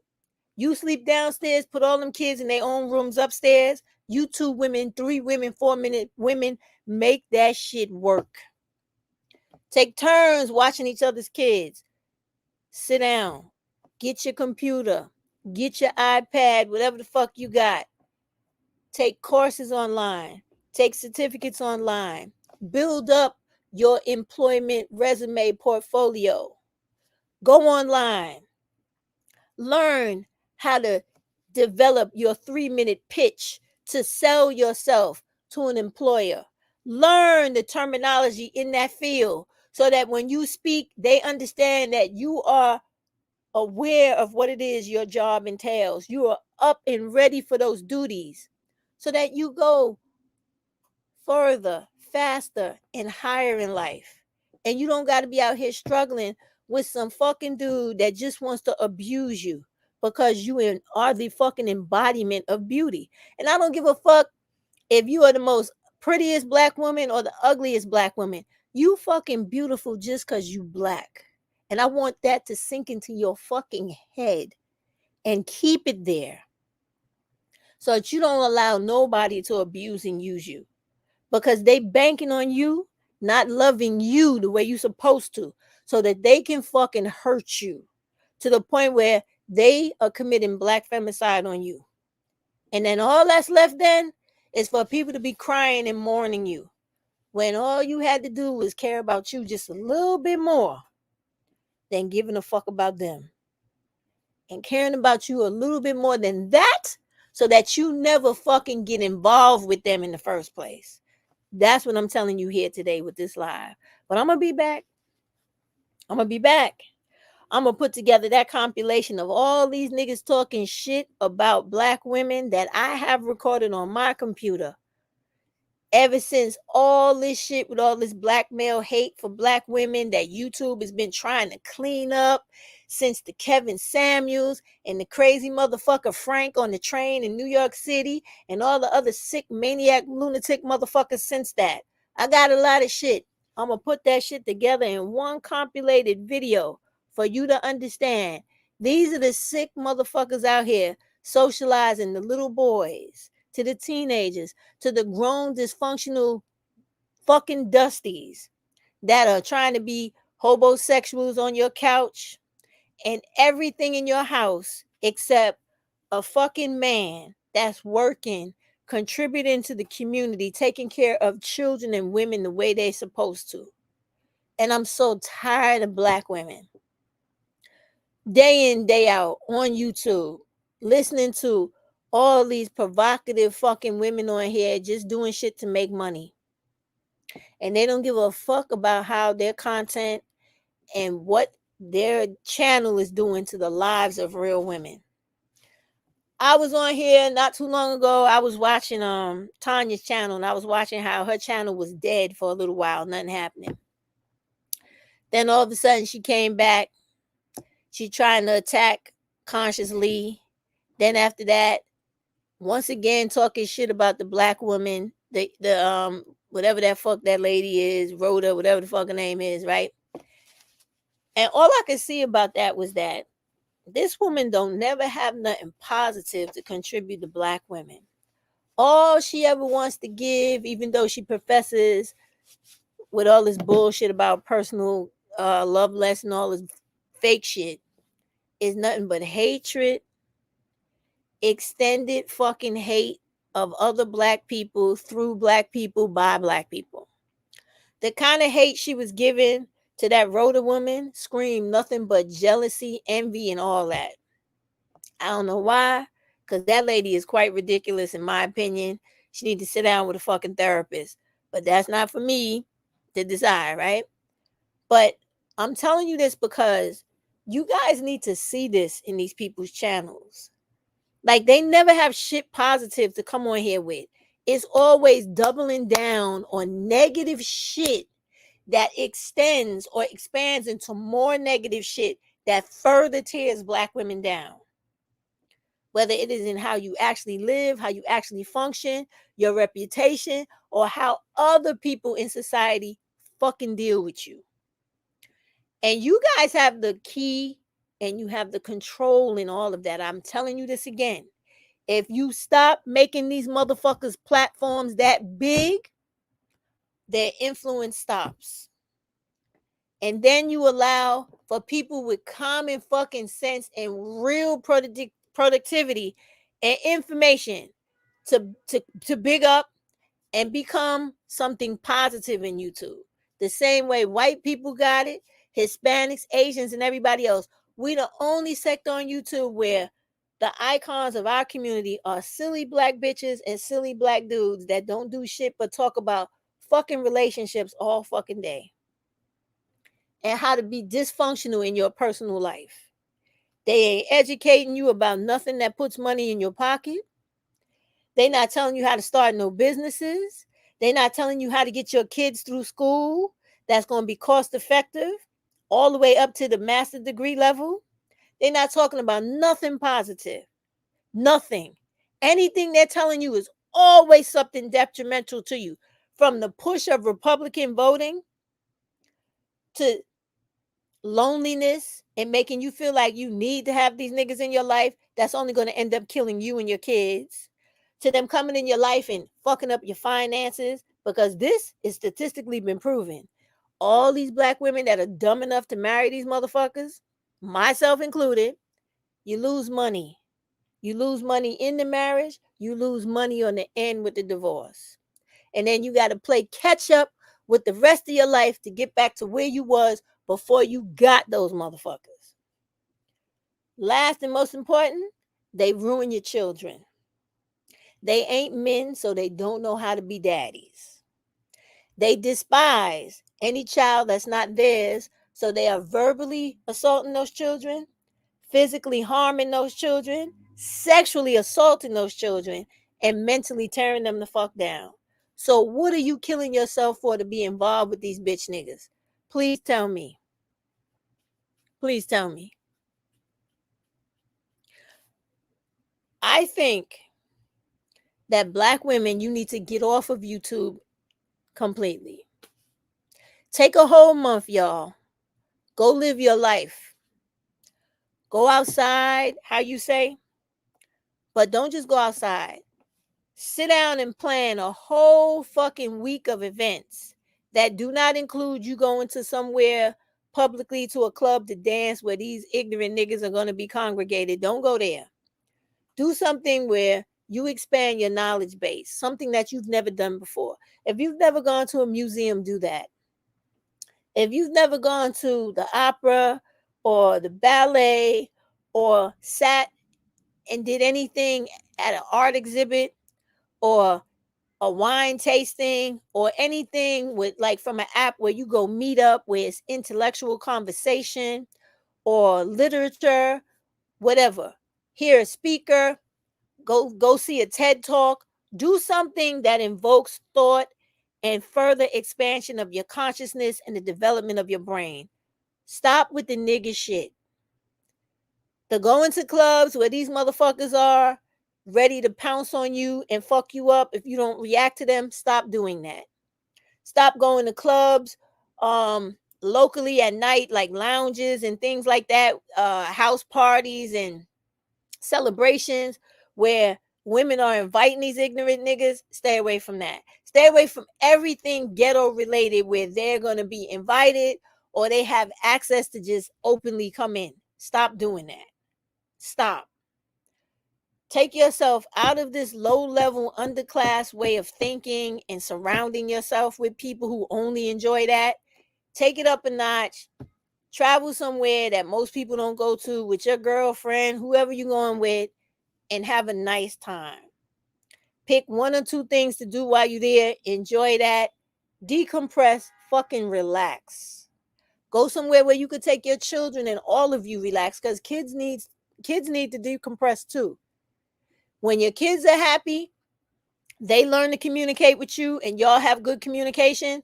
That keeps them from growing up and being wayward fucking teenagers and maniacs in the making. Take time to work on you and yours. Leave them dumb niggas alone. If they in your life, begin the process of getting them the fuck out. Get your police reports. Go to court. Get orders to have them physically fucking removed from your house. With that, when you get an order to get them physically removed, go get a license for a pistol. Get it. Contact all types of domestic violence associations and resources organizations in your community. Get the backing of those people to help you relocate. Help you learn the laws of your state to weaponly defend yourself and your children. Get your house alarmed. Get bulletproof, whatever you need, whether it be glass, windows, doors, cars, clothing, whatever, so that when people come for you with gunfire, you can protect yourself. Stop playing these regular fucking cat and mouse games and draw the line in the sand with these motherfuckers and stop dealing with them. Because your life is going to end one of two ways, either in the grave or completely fucked up with these niggas, with having nothing and doing nothing for the rest of your life. And none of them are worth it. I mean, speaking of Pretty Black Magic again, she had a video put up the other day of a black dude, a black male, put together a whole poem of how Black males hate themselves and how they seek out Black women to destroy them and make them as self-hating and nasty and demonic as they are, just because they hate their own existence. And they want to take you down just because they're down. And when you come to grips with this shit and truly accept it, you can fucking step away from YouTube altogether and be like the many Black women who already understand what they got to do, which is concentrate on yourself, your progression in life, and do everything in your power to never marry a Black male, have children with them, or date them. Keep them completely out of your fucking life. They got many other women to fuck their lives up. Go let them do that. You grab yourself another man, or if you into women, grab somebody that's decent to you and that's going to help you in this fucking life, not hurt you, because they're not it. And I don't give a fuck what nobody's saying about keeping the race alive. That's all bullshit. Scare tactics and bullshit. Genetically and biologically, none of that shit they talking works that way. Save yourself, Black women. Save your fucking self, please. Because there's too many of us Black women dying like them two beautiful women I showed you a little while ago, and too many of their children suffering. And all that shit could be avoided. It could all be avoided by not fucking with them. Leave them the fuck alone. They're not worth your time. They're not worth anybody's trouble. I'm done. I gotta go. What is everybody saying here? Oh, very true. Very true, Maxine. Taxation is here. Be careful, Black women, because they're going to be targeting you. They know you're going to get a little bit of money for the kids you have, and they're going to want to kiss your ass and suck feet and everything else just to get in your house and then beg and ask you for money, and then want to fuck you up and eventually kill you because you ain't got nothing else to give them. Keep them dirty, raggedy motherfuckers out your house. If they want something in life, let them get up off they dirty, I don't know how to wipe the crack of my ass motherfuckers, and get out there and get it for themselves. All right? They all fucking gay anyway. They either wearing a dress or about to put on a fucking dress as much as they go in and out of the fucking penitentiary. So you ain't looking for nothing out there anyway, because ain't none of them men. They all like fucking men. So leave them alone. They're not good for you. Leave them alone. What is this person saying? What you saying, Maxine? But now they acting like Black women are not getting attacked for not accepting Black men advances. That's how so many Black women fell for Rhoda. You know what? Even though that lady is a fucking clown, okay? Because I had no idea that she got away with some other dumb shit in another state where people gave her money feeling sorry for her, right? She's typical, like all the Black males on YouTube with these channels and these mics in their hand. They do the same shit. They play on Black women's emotions, and all they do is ask for money every 5 seconds. That's the same fucking thing Princella does. That's the same fucking thing Cynthia G does. That's the same fucking thing Shara does. All these motherfuckers is on here playing on your fucking emotions and your trauma and give me money. Give me money so I can keep digging in your fucking side and poking in that hole that causes you pain so you can keep talking to me and keep giving me what I want. That's all the fuck they do. And the day y'all wake up and realize that shit, that's the day finally Black women can start getting some shit accomplished, because you ain't getting shit accomplished now. All you doing is making poor niggas rich that don't have a job. That's all the fuck you doing. And all the niggas like me that got a job and don't ask you for money, but that's on here begging, fucking pleading with you motherfuckers to wake up and get away from all these niggas. Y'all just keep giving us your ass to kiss. That's it. While you are literally kissing the ass of people who are putting a nail in your motherfucking coffin every day. Priscilla, Cynthia, every Black male on here talking bullshit about being a relationship coach or guru or marriage material and shit, why we hate Black women and like other bitches better. All these motherfuckers ain't no good for you. They ain't teaching you shit. They ain't helping you do shit. All they doing is killing your self-esteem and making you feel like shit. And y'all just don't want to let them go. Why? I don't fucking know. I don't know. But you got a lot of life out there to live, and you got real shit in real life you should be concerned with. Like, truth be told, you should never let a motherfucker like Trump get in office. I don't give a fuck what nobody says. You could pressure Democrats to do what the fuck you want, but when you get a racist, hateful, bigoted motherfucker like that in office, you gonna suck seeds of sorrow. Nigga said he gonna be white people's vindication. He telling you right there. He's telling you right there what he planning to do. Y'all ain't listening, right? You ain't listening because it's a black woman telling you, do not vote for white racist white males. Do not vote for white racist white bitches. But you ain't listening to me because I don't got your best interest at heart. But a white racist motherfucker, whether they woman or man, does? Huh? Tell me how that shit makes sense. How much more of your rights do they have to fucking take from you for you to understand that fuck a migrant crisis or not, them motherfuckers are not for you. And it ain't about no fucking Hispanic people. It's about your ass standing up and going to get what the fuck you deserve in this country and telling racist white people to kiss your ass the way you used to. I don't understand them, man. They just not understanding. Like, white people are not going to fight your fight for you, black people. You got to fight it yourself. And it ain't no motherfucking Hispanic coming from any part of the world that got a motherfucking thing to do with that. Okay. If they bring the motherfuckers in your country, in your town, in your state, on your fucking block, it's your obligation to go. Oh, wait a minute now, motherfucker. Wait a minute. We got something to say about this shit. We are citizens. We vote in this bitch. So you can bring a motherfucker anywhere you want, but I tell you what, you ain't gonna short me not a motherfucking thing.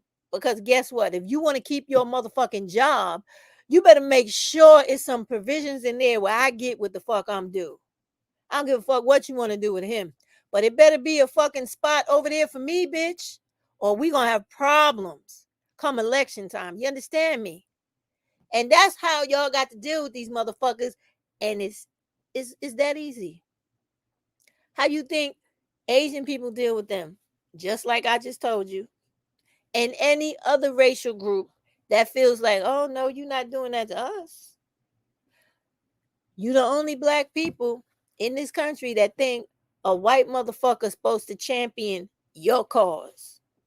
Supposed to vote for your best interest. When he don't fucking like you from the inception of this fucking country. Regardless of how many black women he fucking have children with or want to all of a sudden date and pop up and down on his dick. They wasn't doing that before in slavery? I think so. They were at probably the same fucking rate. If you really look into it. Y'all got to wake up and stop falling for the bullshit. I'm telling you, you do. It's real simple. You want something in this bitch, go get it.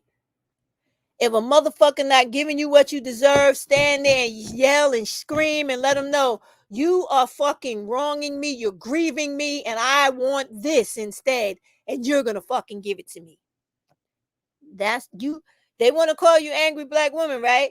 Be an angry black woman with a motherfucking purpose, a fucking reason, the way you used to be.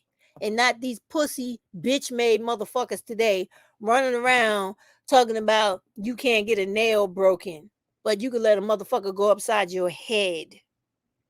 Y'all need to stop this bullshit and get back to being the women you used to be. The fucking beast you used to be, like Shirley Chisholm, Ella Baker, Fannie Lou Hamer, and every fucking body else that came with, before, and after those women that let motherfuckers know in the face of adversity, I'ma stand toe to toe with your motherfucking ass. You're not gonna bulldoze over me. I'm here and you gonna motherfucking acknowledge me. And you gonna do what you need to do by me. Or there ain't gonna be no motherfucking peace in this country. Not till I get my shit met. Understand? Fuck all that bullshit about, oh, if you want to stop the immigrants from coming in, you got to get the Republicans in. The Democrats caused this. Listen, get up off your lazy ass and go vote the way you're supposed to. Get out in them streets, yell and scream about what the fuck you feel is unjust and unequal or unequal to you. Run for fucking office yourself. If you think Maxine Waters ain't doing her job, get your ass in the seat and do the fucking job for her. You know one thing I could say about all the black women in where was that place where they killed Mike Brown? All those black women out there, they ran for city council. They ran for Senate. They ran for Congress. And guess what? They turned that motherfucking town around.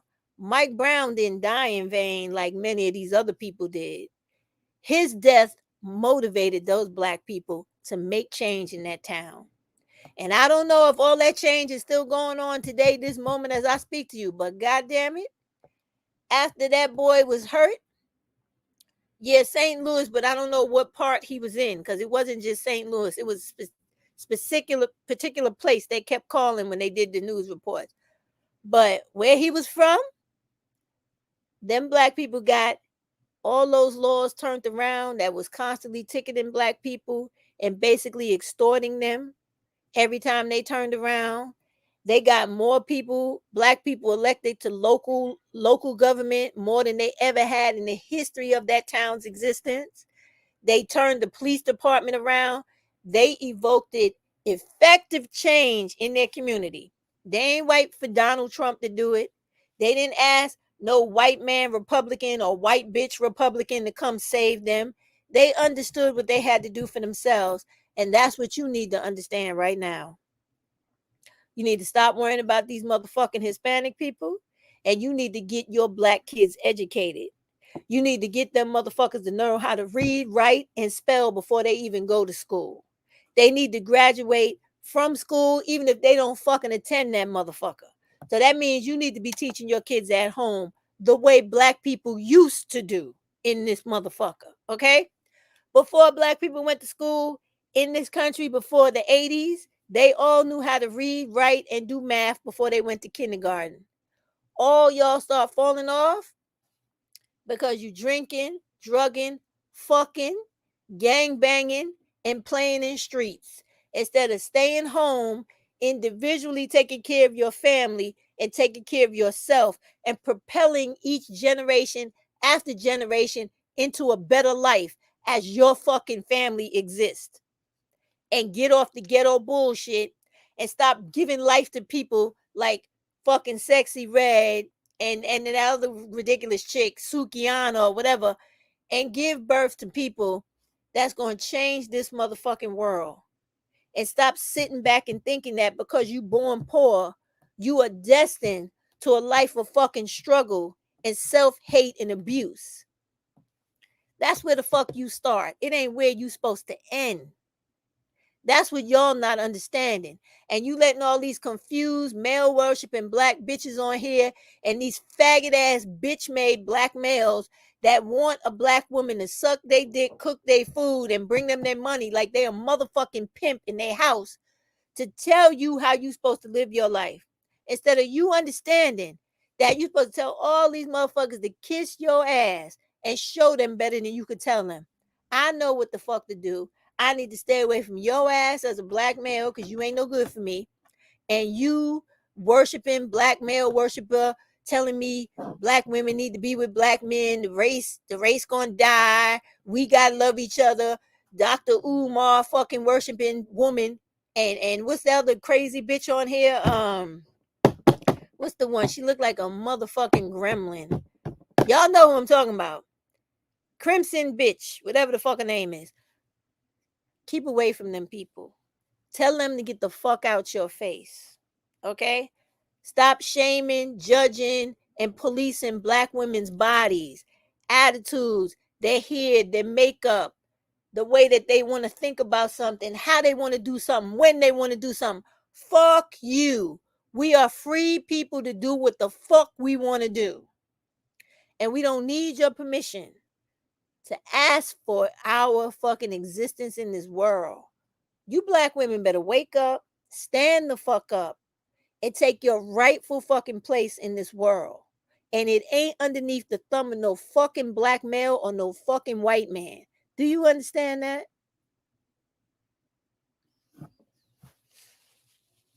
With that, I'm done. I got some damn certificate work to do myself, and I'm going to get on it. I advise you black women to get on LinkedIn/training to improve your resumes and whatever other job skills and office training and etc. you need to promote and further propel your career and get the promotion or job you want in life. Do the work you need to get where you're trying to be. If you need a Google certificate, go on Coursera, go on Google. You could take classes even with IBM. All of them have affiliations with Ivy League schools. You pay for the course, you take the course, you get the credit for the course, you get the credential for the course. Put all that shit in your resume binder, your resume portfolio, and you walk with your fucking head up with pride into that interview and get that job and change your life. And you do that job till you stack your money in your high yield saving account that you're going to find. You put money in there, you leave that money in there, and you keep putting money in there every month so that at the end of that year, your interest rate kicks in on that money you put in to give you at least a minimum of $1,000 back off all the money you started with and put in there, so that you continue to fund yourself, so that eventually you start that business you want, so that you can not only take care of yourself, but you could also employ other black women, so you don't no longer one day have to be bothered with racist white people that want to bother you and fuck with you just so you can make a living. And that you don't ever have to worry about no type of man trying to hold money above your head or the place you live in or the bed you lay in because you can't give it to yourself. You gotta stop this fucking way of thinking that the way you are right now. You gotta know that you're enough. You are enough. You just gotta get out there and do the things you need to do to get what you want and what you deserve out of life.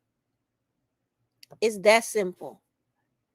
It ain't gonna be easy, but it's that simple. Save your fucking money. If you don't know how to invest, take some fucking courses and learn. That's it, y'all. Everything in this life is learning how to do something you don't know how to do that you need or want to do. Period. It ain't nothing special. It ain't no gift. It ain't, oh, they could do it, but I can't. It's application. You want it, go fucking get it. Stop making excuses for not having what you want and not doing the things you want to do in life. Nobody's going to give you shit. Go get it. That's it. And as long as you stay away from black males, I'm guaranteeing you're going to be able to do more with your life and more with your time than you ever could with those pieces of shit in your life. Because they're going to make sure to sabotage you, put obstacles in your way, and derail every fucking thing you accomplish just because they ain't got shit. And they don't want you to have shit. Y'all should know that by now. All right, she said good night. I'm having a good night too. I'm on leave now. Good night, black women. I hope somebody somewhere was listening to some of the things I said, and I hope it is impactful and actually helps you. Because y'all got to change. If you don't change, you ain't going to get no new results. Good night.